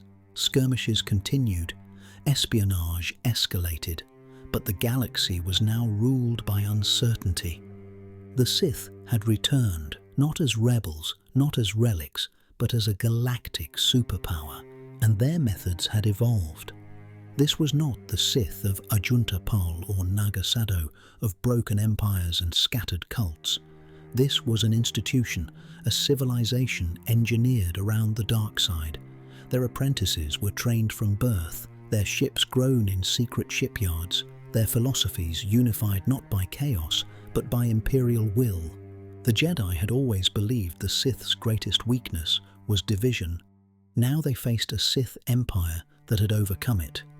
But beneath that unity, tensions brewed. Darth Malgus, despite his effectiveness, chafed against the rigid structure. He believed in the survival of the strong, even if it meant defying the Emperor himself. Others, too, began to question the Empire's true motives, sensing that Vitiate's interest in the war was merely a cover for something far more terrible. Because the Emperor did not seek balance or peace, he sought transcendence through death, consumption, and the unraveling of the Force. The Sith had returned, but this was only the beginning of what they were becoming. The sacking of Coruscant. There are moments that fracture history, events so violent, so symbolic, that the galaxy is never the same afterward. One of those moments was the sacking of Coruscant. It was not just a battle, it was an act of calculated terror, a strike at the heart of the Republic and the soul of the Jedi Order. Orchestrated at the height of the Great Galactic War, this assault did not merely destroy buildings, it shattered illusions. The illusion of peace, the illusion of Jedi invincibility, the illusion that the Sith had ever truly been gone. For over a millennium, Coruscant had been the beacon of civilization. The political and cultural heart of the galaxy, its skyline defined by spires of transparency and temples of light. To attack it was unthinkable. It was the most heavily defended planet in the core worlds, a symbol of stability. And yet, that is exactly what the Sith did. While Republic diplomats negotiated with the Sith Empire at Alderaan, working tirelessly to end the galaxy-wide bloodshed of the Great Galactic War, a dark plan was already in motion. Behind the veil of diplomacy, the Sith had prepared a secret strike force, one led by Darth Malgus, the relentless general whose fury had already become legend. Malgus did not come to bargain, he came to break. As the peace talks reached their climax, the Sith fleet emerged above Coruscant. Defense systems were bypassed or disabled by infiltrators. Within moments, dropships rained down upon the city planet. What followed was not conquest, it was desecration. The primary target was the Jedi Temple. More than a structure, it was a sanctuary, a repository of ancient wisdom, a sacred site of learning and reflection, and a symbol of Jedi legacy. The Sith did not simply breach it, they demolished it. The walls were torn apart by explosions, archives consumed by fire, statues of ancient masters shattered beneath the boots of Sith warriors. Malgus led the charge personally. Cloaked in dark armor, lightsaber blazing, he cut down Jedi defenders in brutal, efficient combat. He faced no hesitation, no mercy.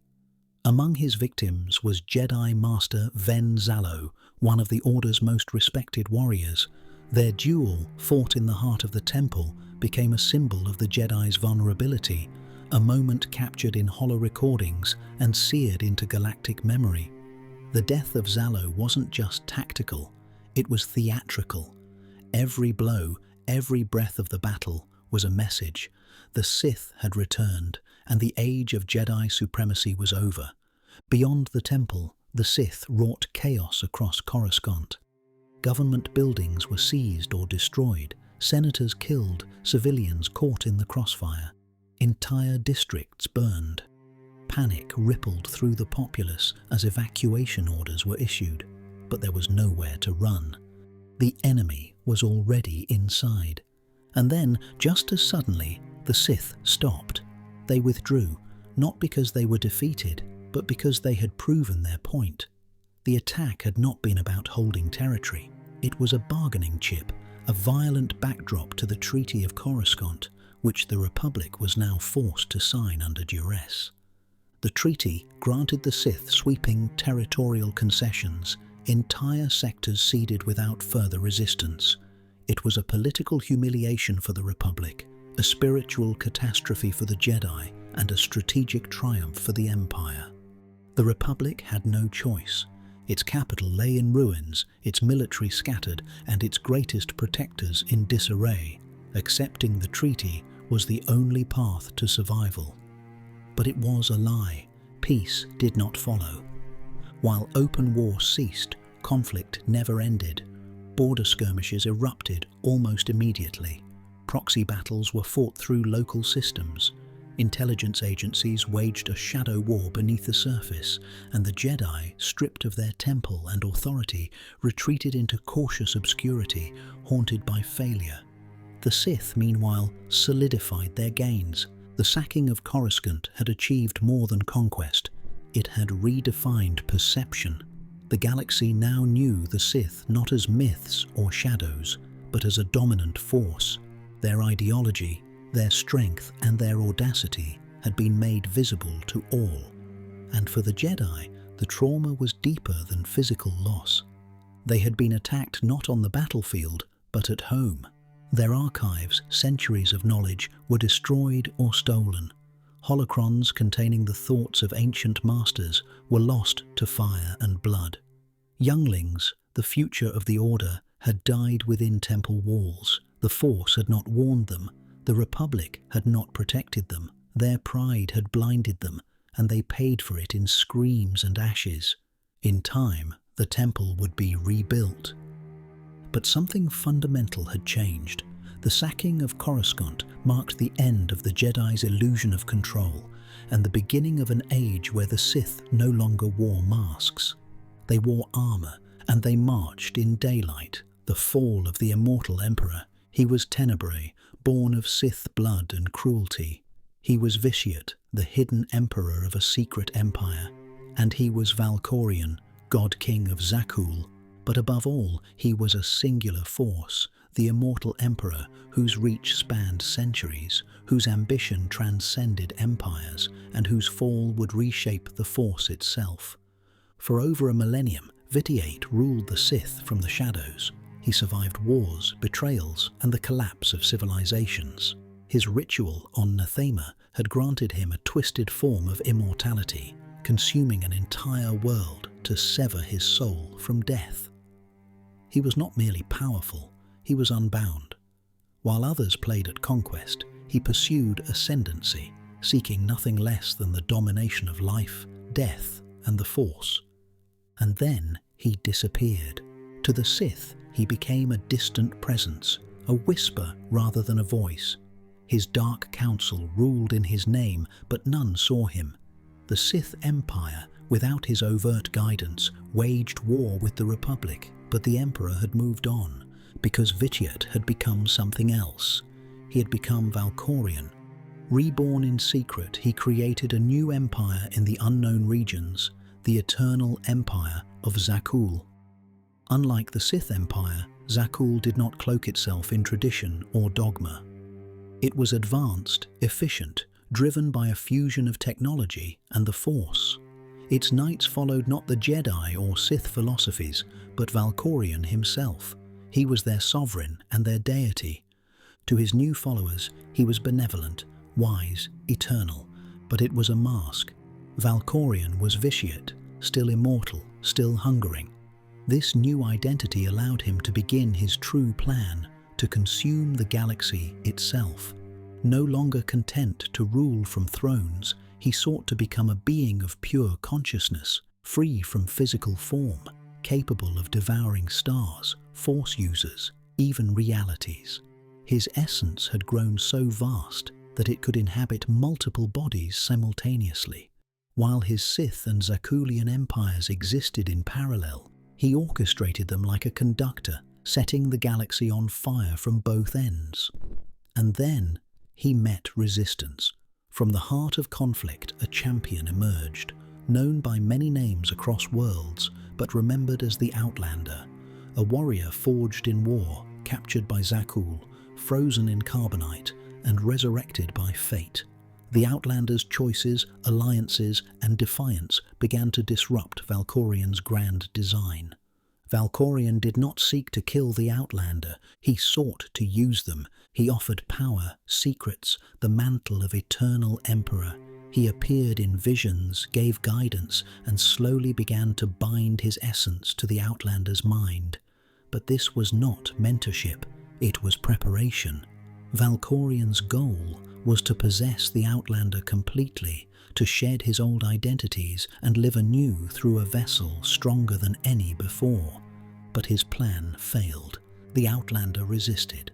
As battles raged between the Eternal Empire, the fractured Sith and the Republic, the Outlander severed Valkorion's influence piece by piece. They destroyed his children, Arcan, the broken heir, Vaylin, the corrupted prodigy, Thexan, the fallen noble. Each death weakened Valkorion's grip, unraveling the family dynasty he had built as a spiritual anchor. In the final confrontation, Valkorion revealed his true form, no longer a man, but a wound in the Force, a vast presence of hunger and will. The duel was not physical, it was fought in the mind, in the Force, across planes of reality and identity. Valkorion unleashed illusions, echoes of past identities, Tenebrae, Vitiate, Valkorion, all fragments of a singular entity that had lived for more than 1,300 years. But the Outlander prevailed. Through strength, clarity, and refusal to surrender, they severed Valkorion's grip once and for all. The immortal Emperor died, not as a god, not even as a Sith, but as a man who believed himself eternal. His fall was more than personal. It was symbolic. It shattered the illusion that power could defy death forever. It reminded the galaxy that no matter how deep the darkness, choice still mattered. That even a mind that had spanned millennia could be undone by one who refused to be controlled. With his destruction, the Eternal Empire fractured. Zakul fell into disarray. The Sith Empire and Republic, weakened but surviving, turned inward to rebuild. And the Jedi, long broken by war and division, began to awaken once more. But something remained. The scars of Vitiate's actions, Nathema's silence, Malakor's wound, the death of whole worlds, had left indelible marks on the Force. Echoes of his presence still haunted visions, artifacts, and minds, not as a threat, but as a warning, that the hunger for immortality is not strength, it is emptiness. The fall of the immortal Emperor was not just the end of an era, it was the final death of the oldest Sith.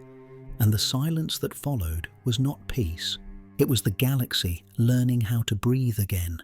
Legacy of Shadows. The Sith are not merely a lineage or an order, they are a phenomenon, recurring, evolving, returning in new forms across generations. They rise from the ashes of their own destruction with a terrible consistency, not because they are invincible, but because they are inevitable.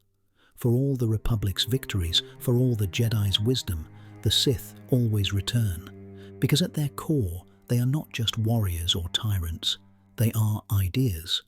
The Sith began as fallen Jedi, philosophers, alchemists, and seekers who refused to submit to doctrine.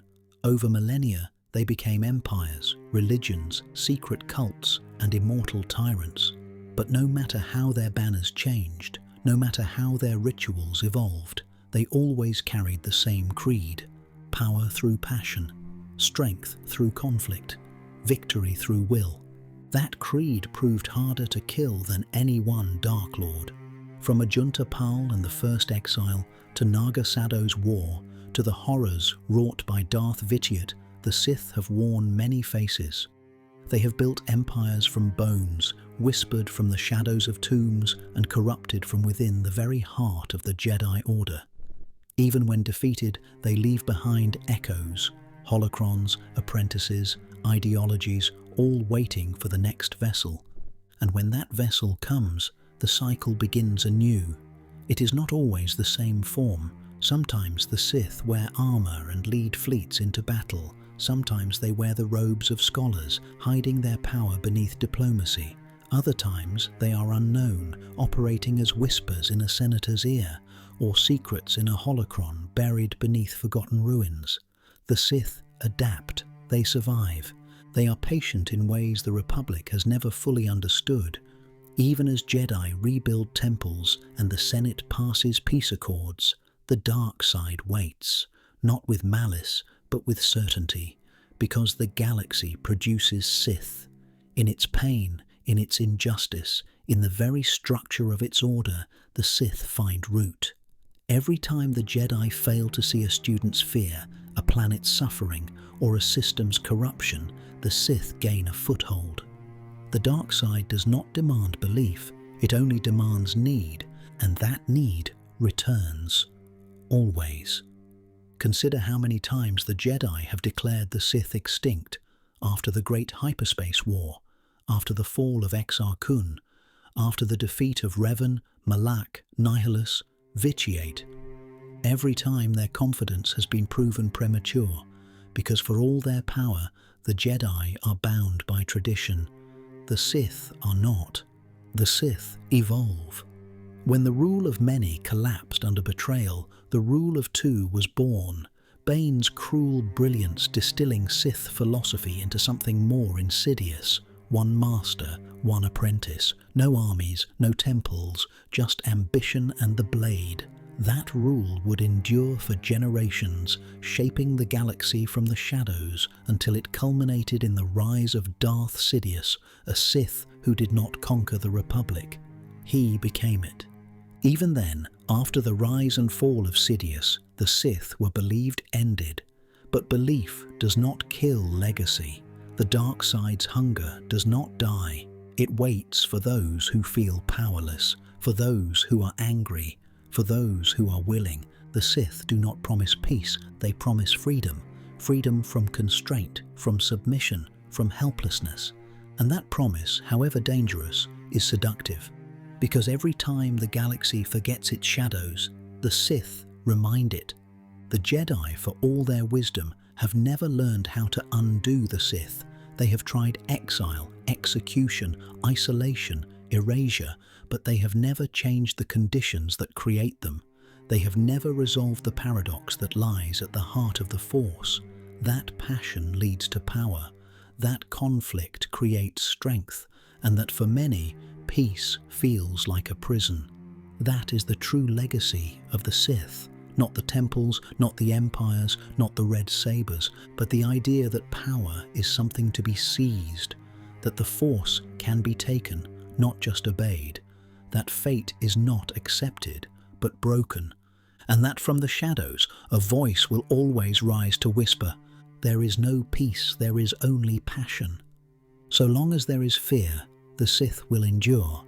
So long as there is ambition, they will return, because they are not just an enemy, they are a reflection.